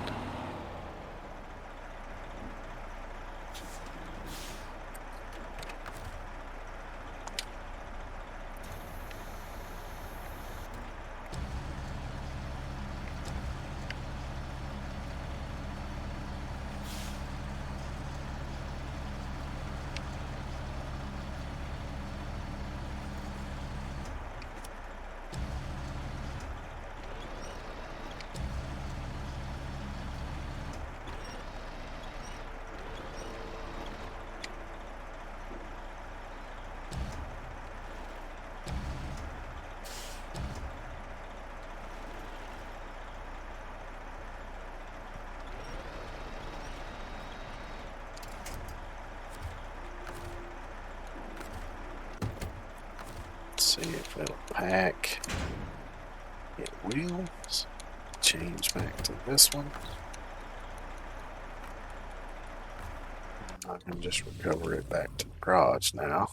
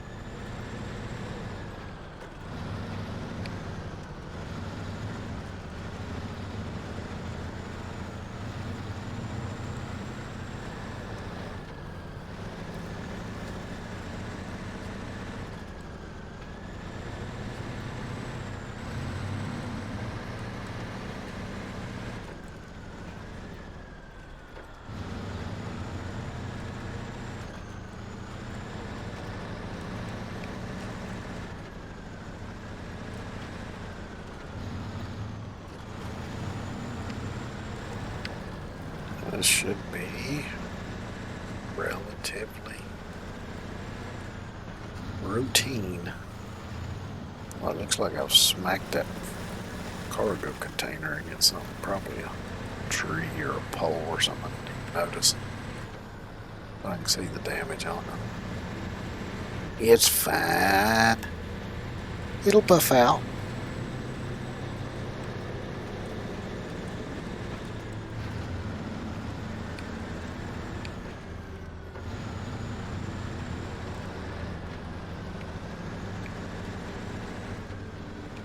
Which, hearing all my talk about cars and trucks and stuff, you've probably figured out by now that I am a bit of a Ford person.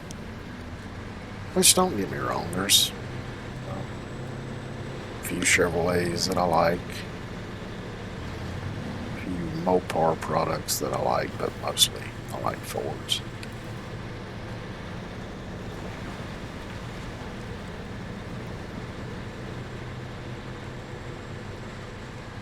Which, one thing that I like about Fords over Chevrolet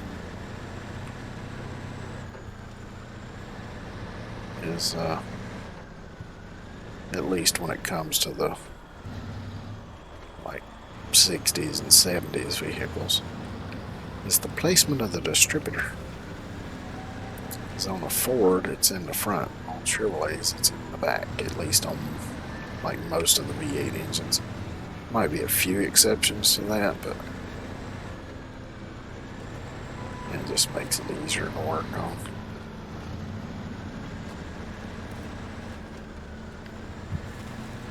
I know a lot of people like Chevrolets because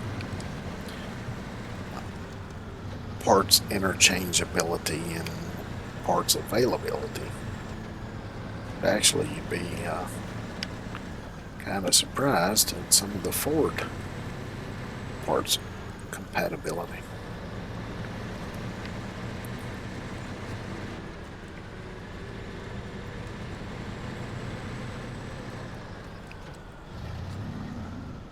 But no, it's not as cross compatible as Chevrolet is, but I think.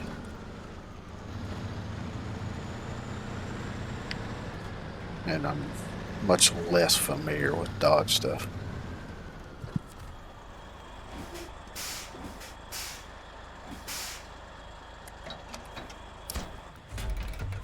Alright, so the next thing is going to be 5 of something. I didn't get to see what.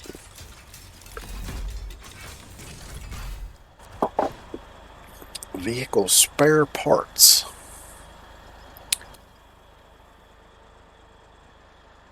And those are laying in the river. Oh yeah, it's taking me so long I forgot that it told me that to begin with.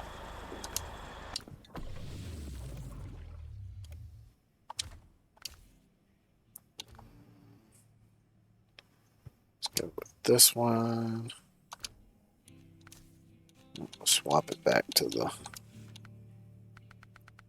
bed and the mini crane.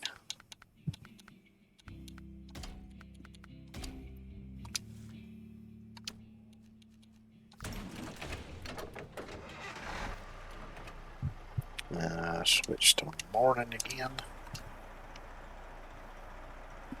Actually, you know what? I think I'm gonna go ahead and call it here. Like I said, I'm gonna start kind of limiting my streams to about the 4-hour mark, at least for a time being. And this looks like a good quitting spot because yeah, it's like another 20 minutes, but this could take longer. So I think I'll go ahead and call it here. Anyway, thanks everybody for coming by, hanging out, watching. I always appreciate it. Lurkers are always welcome as well. Tomorrow, of course, I'll be doing No Man's Sky. So hopefully I'll see y'all again tomorrow. So take care, and till then.